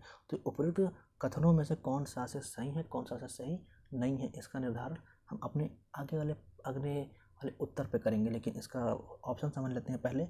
इसका ऑप्शन नंबर ए क्या कहता है, केवल एक। ऑप्शन नंबर बी कहता है केवल दो। ऑप्शन नंबर सी कहता है एक और दो दोनों। ऑप्शन नंबर डी कहता है ना तो एक ना तो दो। चलिए इसका उत्तर समझते हैं। इसका उत्तर कह रहा है कि इसका उत्तर कहता है कि उच्चतम न्यायालय द्वारा यह निर्दिष्ट किया गया है कि यदि सरकार कार्मिक प्रबंधन के मामलों में संघ लोक सेवा आयोग अर्थात यूपीएससी से परामर्श करने में विफल रहती है तो असंतुष्ट लोक सेवा की समस्या का समाधान न्यायालय द्वारा नहीं किया जा सकता है। दूसरे शब्दों में न्यायालय द्वारा यह निर्णय दिया गया है कि यूपीएससी से परामर्श करने में अनियमितता पाए जाने पर या बिना परामर्श के कार्य करने पर सरकार के निर्णय को अमान्य नहीं ठहराया जा सकता है। इस प्रकार से उपबंध मार्गदर्शक है न कि अनिवार्य, इसलिए कथन एक सही है। कहने का मतलब उच्च न्यायालय ने यह निर्दिष्ट या सलाह दी है या सलाह नहीं, यह फैसला दिया है कि यदि सरकार कार्मिक प्रबंधन के मामले में संघ लोक सेवा आयोग अर्थात यूपीएससी से कोई परामर्श में विफल रहती है तो असंतुष्ट लोक सेवक की समस्या का समाधान न्यायालय द्वारा नहीं किया जा सकता है। कहने का मतलब कि जो भी सरकार हमारी है वो कार्मिक प्रबंधन के मामले में लोक सेवा आयोग अर्थात यूपीएससी से अगर परामर्श करना चाहती है, करती है, नहीं करती है या करती है, उसके बाद भी वो उसे संतुष्ट नहीं हो सकती, असंतुष्ट हो रहती है उसके फैसलों से, तो उस संबंध में भी वो क्या करते हैं कि वो उसके समाधान के लिए न्यायालय नहीं जा सकते हैं।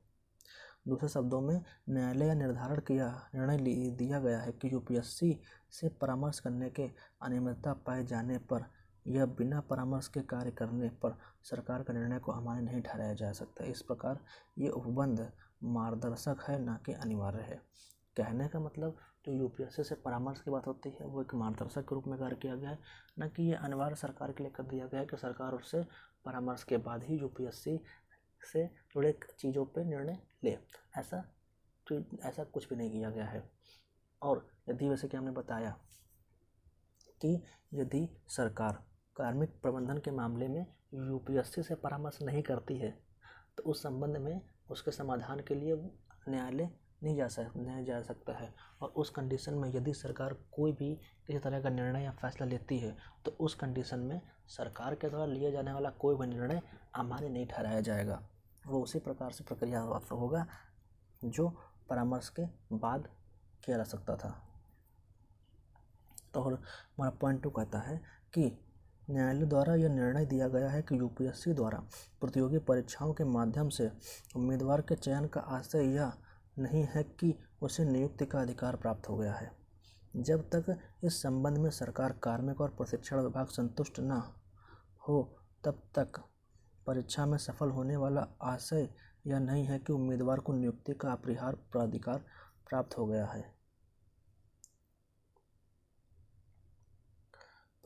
है। सेवा में नियुक्ति हेतु सभी प्रकार की योग्यताओं की जांच करने के लिए उम्मीदवार के चरित्र और पूर्ववर्त से संबंधित जांच की जा सकती है। हालांकि सरकार के निष्पक्ष तरीके के कार्य करना चाहिए और इस संबंध में मनमानी नहीं करनी चाहिए, इसलिए कथन 2 सही है।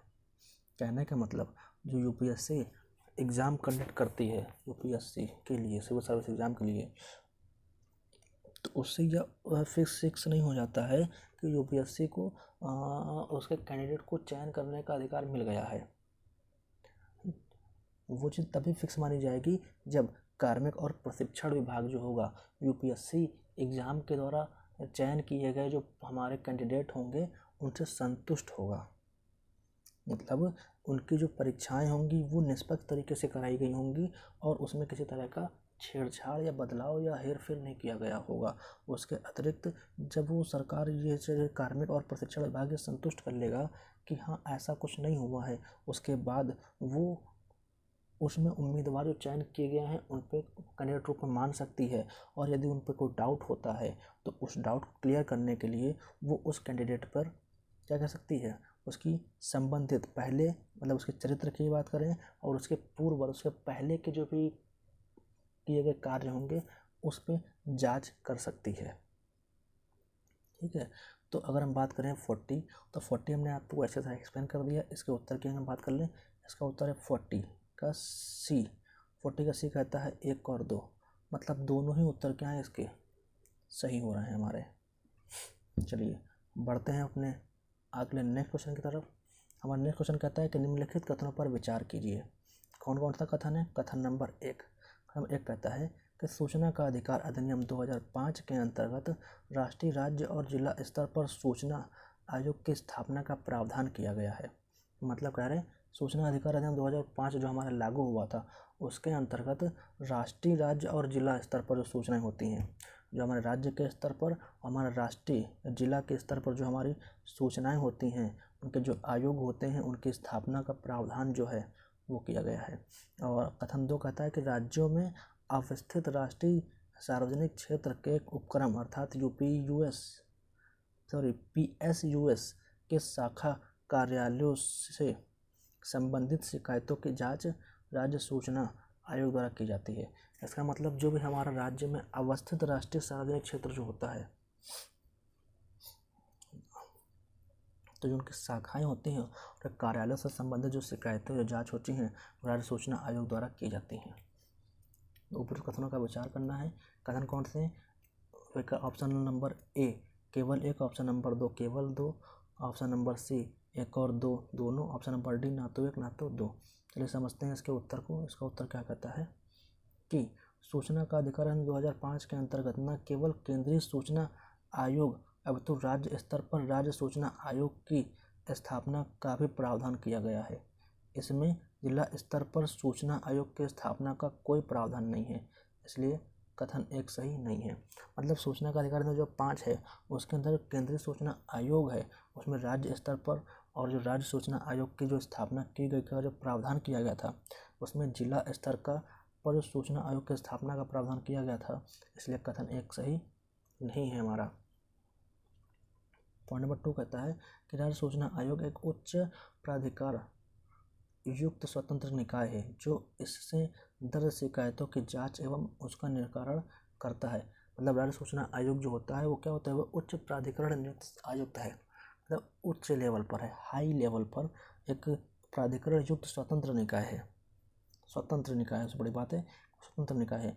इसमें जो दर्ज शिकायतें होती हैं उसकी जांच और उसका जो निराकरण होता है वो करता है वो चीज़ राज्य सूचना आयोग। और नेक्स्ट पॉइंट हमारा कहता है इसके द्वारा संबंधित राज्य सरकार के अधीन कार्यरत कार्यालयों, वित्तीय संस्थाओं, सार्वजनिक क्षेत्रों के उपक्रमों आदि के संबंध में शिकायतों एवं अपीलों की सुनवाई की जाती है। मतलब जो भी आप शिकायत करते हैं उसकी वहाँ पे जो भी अपील होती है उसकी वो शिकायत की सुनवाई करते हैं इसके द्वारा। मतलब 41 का उत्तर नंबर डी हमारा जो है वो सही है। डी, ना तो 1 ना तो 2। चलिए बढ़ते हैं अपने नेक्स्ट क्वेश्चन। नेक्स्ट क्वेश्चन कहता है हमारा 42 क्वेश्चन कहता है कि निम्नलिखित में से कौन सा कार्य भारत के संविधान द्वारा स्थापित किया गया है, संविधान सभा द्वारा किया गया था। तो नंबर 1 कह रहा है कि साधारण कानूनों का अधिनियमन। पॉइंट 2 कहता है कि राष्ट्रीय ध्वज और राष्ट्रगान का अंगीकरण। 3 कहता है कि भारत के प्रथम राष्ट्रपति का चुनाव। नीचे दिए गए कूट का प्रयोग कर सही उत्तर को चुनो। ए केवल 1 और 2, बी केवल 1 और 3, सी केवल 2 और 3, डी ना तो 1 ना तो 2। चलिए पढ़ते अपने नेक्स्ट क्वेश्चन की तरफ। नेक्स्ट क्वेश्चन क्या कहता है, उत्तर नंबर डी। उत्तर नंबर डी की बात करते हैं। क्या कहता है कि संविधान के निर्माण के अतिरिक्त संविधान सभा द्वारा विधायिका के कार्यों को भी संपादित किया गया था। इसके द्वारा साधारण कानूनों को अधिनियमित किया गया था। इसके द्वारा 24 जनवरी 1950 को राष्ट्रगान तथा 22 जुलाई 1947 को राष्ट्रीय ध्वज भी अपनाया गया था। साथ ही 24 जनवरी 1950 को डॉक्टर राजेंद्र प्रसाद को भारत के प्रथम राष्ट्रपति के रूप में चुना गया। इसलिए कथन सही है। इसलिए सभी कथन क्या हैं? सही हैं। मतलब क्या बोल रहा है? ये बोल रहे हैं कि जो भी हमारा भारतीय संविधान का जो था निर्माण हुआ था, उसके अंतर्गत जो भी हमारे विधायिका, जो भी हमारे नियम कानून बनाए थे, उसको अंतर्गत जो भी है वो सब संपादित किए गए थे। इसके कारण हमारे जो भी कानून बने, जो भी अधिनियम बने, वो सब अपनाए गए। जो कि जैसे कह सकते हैं 24 अप्रैल 1950 को राष्ट्रगान अपनाया गया हमारा। 24 जुलाई 1947 को राष्ट्रीय ध्वज भी अपनाया गया था। फिर 24 जनवरी 1950 को ही डॉक्टर राजेंद्र प्रसाद को भारत के प्रथम राष्ट्रपति के रूप में स्वीकार किया गया था। पॉइंट 2 कह रहा है कि 2 साल 11 माह और 18 दिन के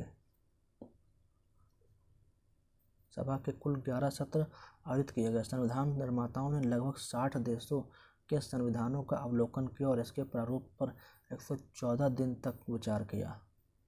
14 जनवरी 1950 को संविधान सभा की अंतिम बैठक हुई। हालांकि यह समाप्त नहीं हुई, बल्कि इस सभा ने 26 जनवरी 1950 से 1951 से 1952 में हुए आम चुनावों के पश्चात संसद के गठन तक भारत की अंतिम संसद के रूप में कार्य किया। मतलब अगर इसके विकल्प की बात करते हैं, विकल्प नंबर डी, जो कि यहाँ पे कटा हुआ है, नहीं दिख रहा है हमारा, लेकिन इसका विकल्प नंबर डी है सभी, अर्थात जितने भी दे रखे हैं सभी हमारे सही हैं। बढ़ते अपने क्वेश्चन नंबर 43। क्वेश्चन 43 कह रहा है कि राज्य लोक सेवा आयोग के संदर्भ में निम्नलिखित कथनों पर विचार कीजिए। नंबर 1, आयोग के आधे सदस्य अनुसूचित जाति, अनुसूचित जनजाति और अन्य पिछड़े वर्ग से होने चाहिए। दूसरा कहता है कि राज्य लोक सेवा आयोग के सदस्यों को संबंधित राज्य के राज्यपाल द्वारा प्रदर्शित किया जाना चाहिए। उपयुक्त कथनों में से कौन सा से सही है? कथन केवल 1, कथन केवल 2, कथन 1 और 2 दोनों, कथन ना तो 1 ना तो 2। चलिए बढ़ते हैं अपने उत्तर नंबर 43 कहता है कि राज्य लोक सेवा आयोग में राज्य के राज्यपाल द्वारा नियुक्त या अध्यक्ष और अन्य सदस्य शामिल होते हैं। संविधान में आयोग के सदस्य संख्या का उल्लेख नहीं किया गया है। इसमें राज्यपाल के विवेक पर छोड़ दिया गया है। इसके अतिरिक्त आयोग के सदस्यों की वांछित अर्हता पर भी उल्लेख नहीं किया गया है, परंतु निर्धारित किया गया है कि आयोग के आधे सदस्यों को भारत सरकार या राज्य सरकार के अधीन कम से कम 10 वर्षों तक कार्य करने का अनुभव होना चाहिए। संविधान ने राज्यपाल को अध्यक्ष और सदस्यों की सेवा शर्तें निर्धारित करने का अधिकार दिया है, इसलिए कथन 1 सही नहीं है। इसका मतलब क्या कह रहे हैं कि जो भी राज्य लोक सेवा आयोग है, मतलब हमारा स्टेट सर्विस जो होती है, उसमें राज्यपाल द्वारा नियुक्त जो एक अध्यक्ष और एक अन्य सदस्य शामिल होते हैं, उसमें जो हमारे आयोग की जो सदस्य संख्या होती है उसका उल्लेख नहीं किया गया है कि उसमें कितने सदस्य होंगे। इसे राज्यपाल के विवेक पर ही छोड़ दिया गया है कि वो राज्यपाल विवेक से अपने निर्णय लें कि उसमें कितने सदस्य होंगे। हमारे स्टेट जो हमारी सर्विस होती है उसमें इसके लिए आयोग के सदस्यों को वांछित अर्हता का उल्लेख नहीं माना गया है, परंतु यह निर्धारित जरूर कर दिया गया है कि आयोग के आधे सदस्यों को भारत सरकार या राज्य सरकार के अधीन कम से कम 10 वर्षों का कार्य का अनुभव किया हुआ होना चाहिए। इसलिए कथन 1 हमारा सही नहीं होता है। हालांकि क्वेश्चन नंबर 2 की बात करते हैं तो हालांकि राज्य लोक सेवा आयोग के अध्यक्ष और सदस्यों की नियुक्ति राज्यपाल द्वारा की जाती है, किंतु इन्हें केवल राष्ट्रपति या राज्यपाल द्वारा पदमुक्त किया जा सकता है। राष्ट्रपति इन्हें उसी आधार पर पदच्युत कर सकता है जिन आधारों पर संघ लोक सेवा आयोग के अध्यक्ष और सदस्यों का पदच्युत किया जा सकता है, इसलिए कथन 2 भी सही नहीं है। इसका मतलब कह रहा है कि हालांकि जो लोक सेवा आयोग, राज्य लोक सेवा आयोग के जो सदस्य और जो अध्यक्ष होते हैं उनकी नियुक्ति तो राज्यपाल के द्वारा की जाती है, किंतु उन्हें उनके पद से हटाने के लिए राष्ट्रपति की आवश्यकता पड़ती है, अर्थात राष्ट्रपति ही केवल उन्हें उनके पद से हटा सकता है। इसके लिए इन आधारों पर, जैसे कि वो संघ लोक राष्ट्रपति जिस आधारों पर संघ लोक सेवा आयोग के अध्यक्ष या उसके सदस्यों को प्रयुक्त करता है, उसी आधार पर वो राज्य लोक सेवा आयोग के सदस्यों को भी पदच्युत उनके पद से हटा सकता है। तो उत्तर नंबर डी, उत्तर नंबर हमारा क्या आता है 43 का उत्तर नंबर है डी। ना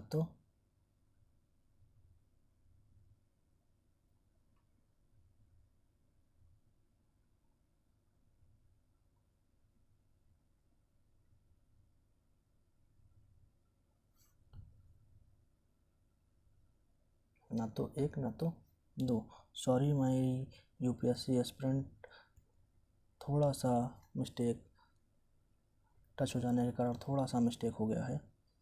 हाँ, क्वेश्चन नंबर यहाँ पे क्वेश्चन नंबर डी हमारा उत्तर नंबर हमारा डी। डी क्या कहता है, ना तो एक ना तो दो। कोई नंबर हमारा उत्तर सही नहीं है यहाँ पे। चलिए बढ़ते हैं अपने नेक्स्ट क्वेश्चन। नेक्स्ट क्वेश्चन हमारा कहता है नेक्स्ट क्वेश्चन कहता है 44।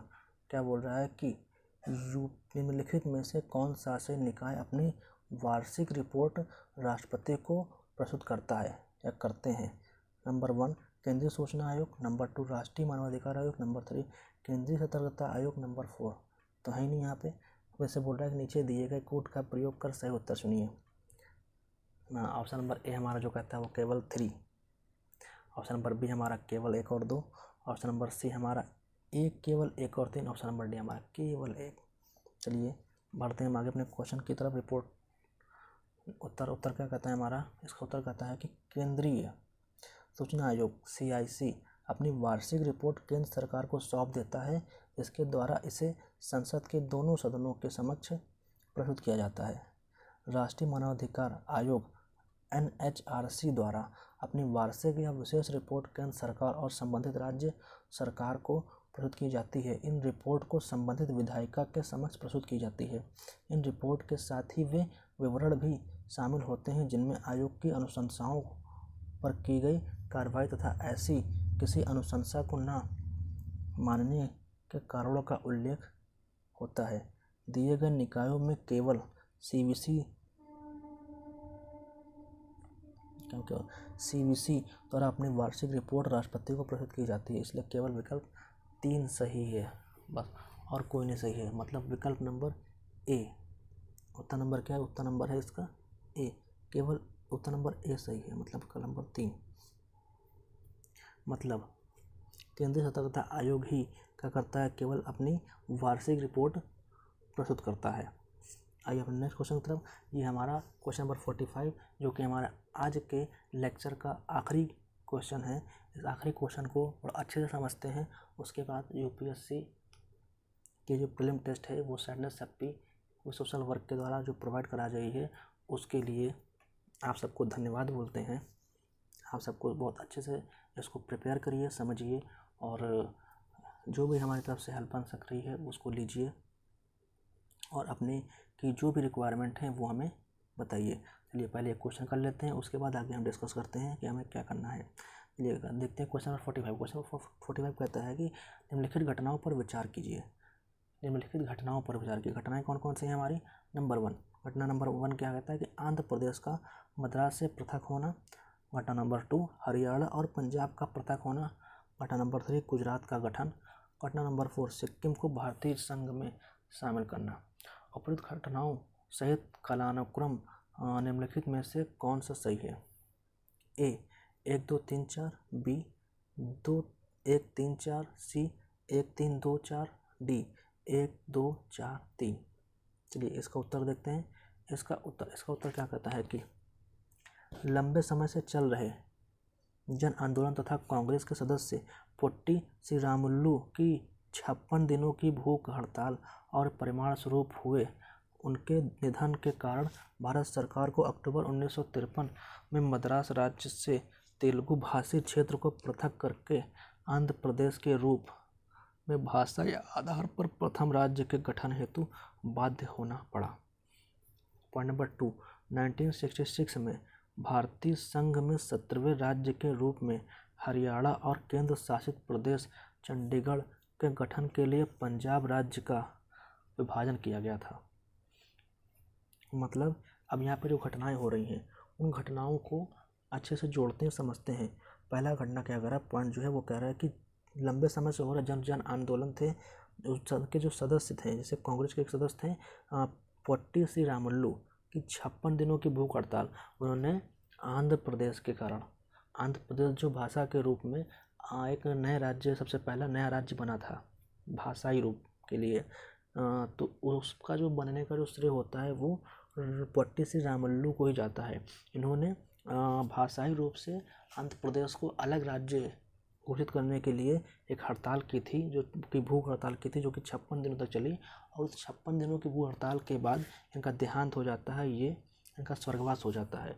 और उस स्वर्गवास के बाद आंध्र प्रदेश की जनता काफ़ी भड़क जाती है, और उस भड़की हुई जनता को शांत करने के लिए हमारे तत्कालीन प्रधानमंत्री पंडित जवाहरलाल नेहरू जी जो होते हैं वो एक मीटिंग बुलाते हैं, और उस मीटिंग के बाद डिसाइड करते हैं कि आंध्र प्रदेश को भाषाई राज्य के रूप में घोषित कर दिया जाए, एक अलग स्टेट का दर्जा प्रदान कर दिया जाए, जो कि 1953 में मद्रास राज्य से तेलुगु भाषाई क्षेत्र को पृथक करके आंध्र प्रदेश के रूप में भाषाई आधार पर प्रथम राज्य क्षेत्र का गठन बना दिया गया था।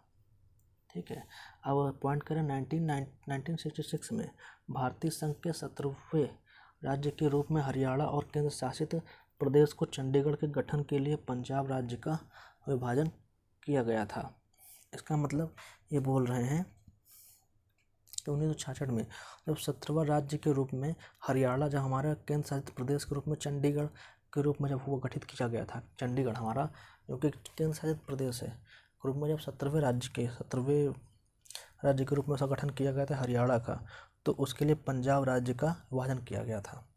मतलब कहने का कि हरियाणा जो है वो पंजाब राज्य और हरियाणा दोनों एक ही थे, लेकिन जब हरियाणा को हमारा केंद्र शासित प्रदेश घोषित किया गया तो उसको अलग करने के लिए पंजाब और हरियाणा को अलग अलग किया गया।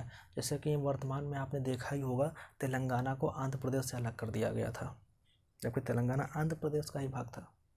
सेम वैसे ही पंजाब और हरियाणा एक ही भाग थे, लेकिन उनको दो भागों में डिवाइड कर दिया गया, एक हरियाणा बना, दूसरा पंजाब बना।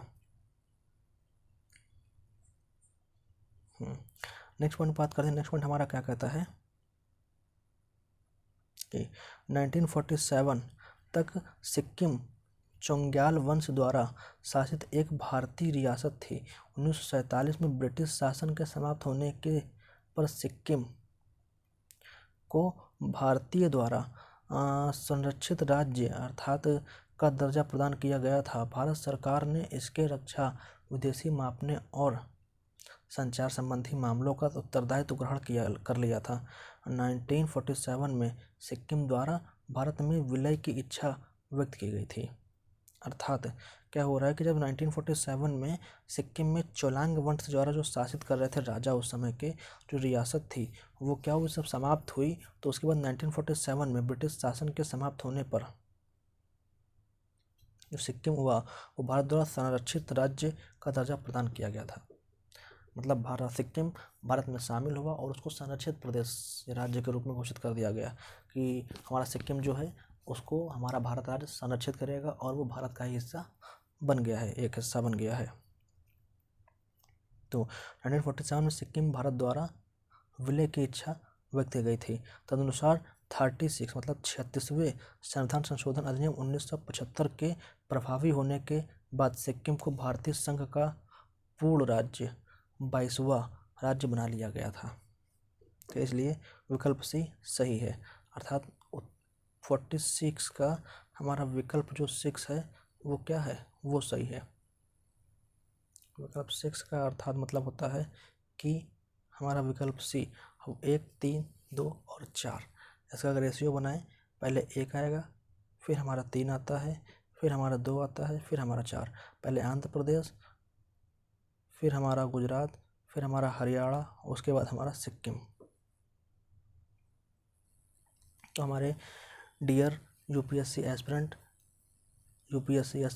जैसे कि sadness active social work institute जो कि आप देख ही रहे हैं, उसने अपने कहे अनुसार, वादे के अनुसार वो आपको टेस्ट सीरीज प्रोवाइड कर रहा है।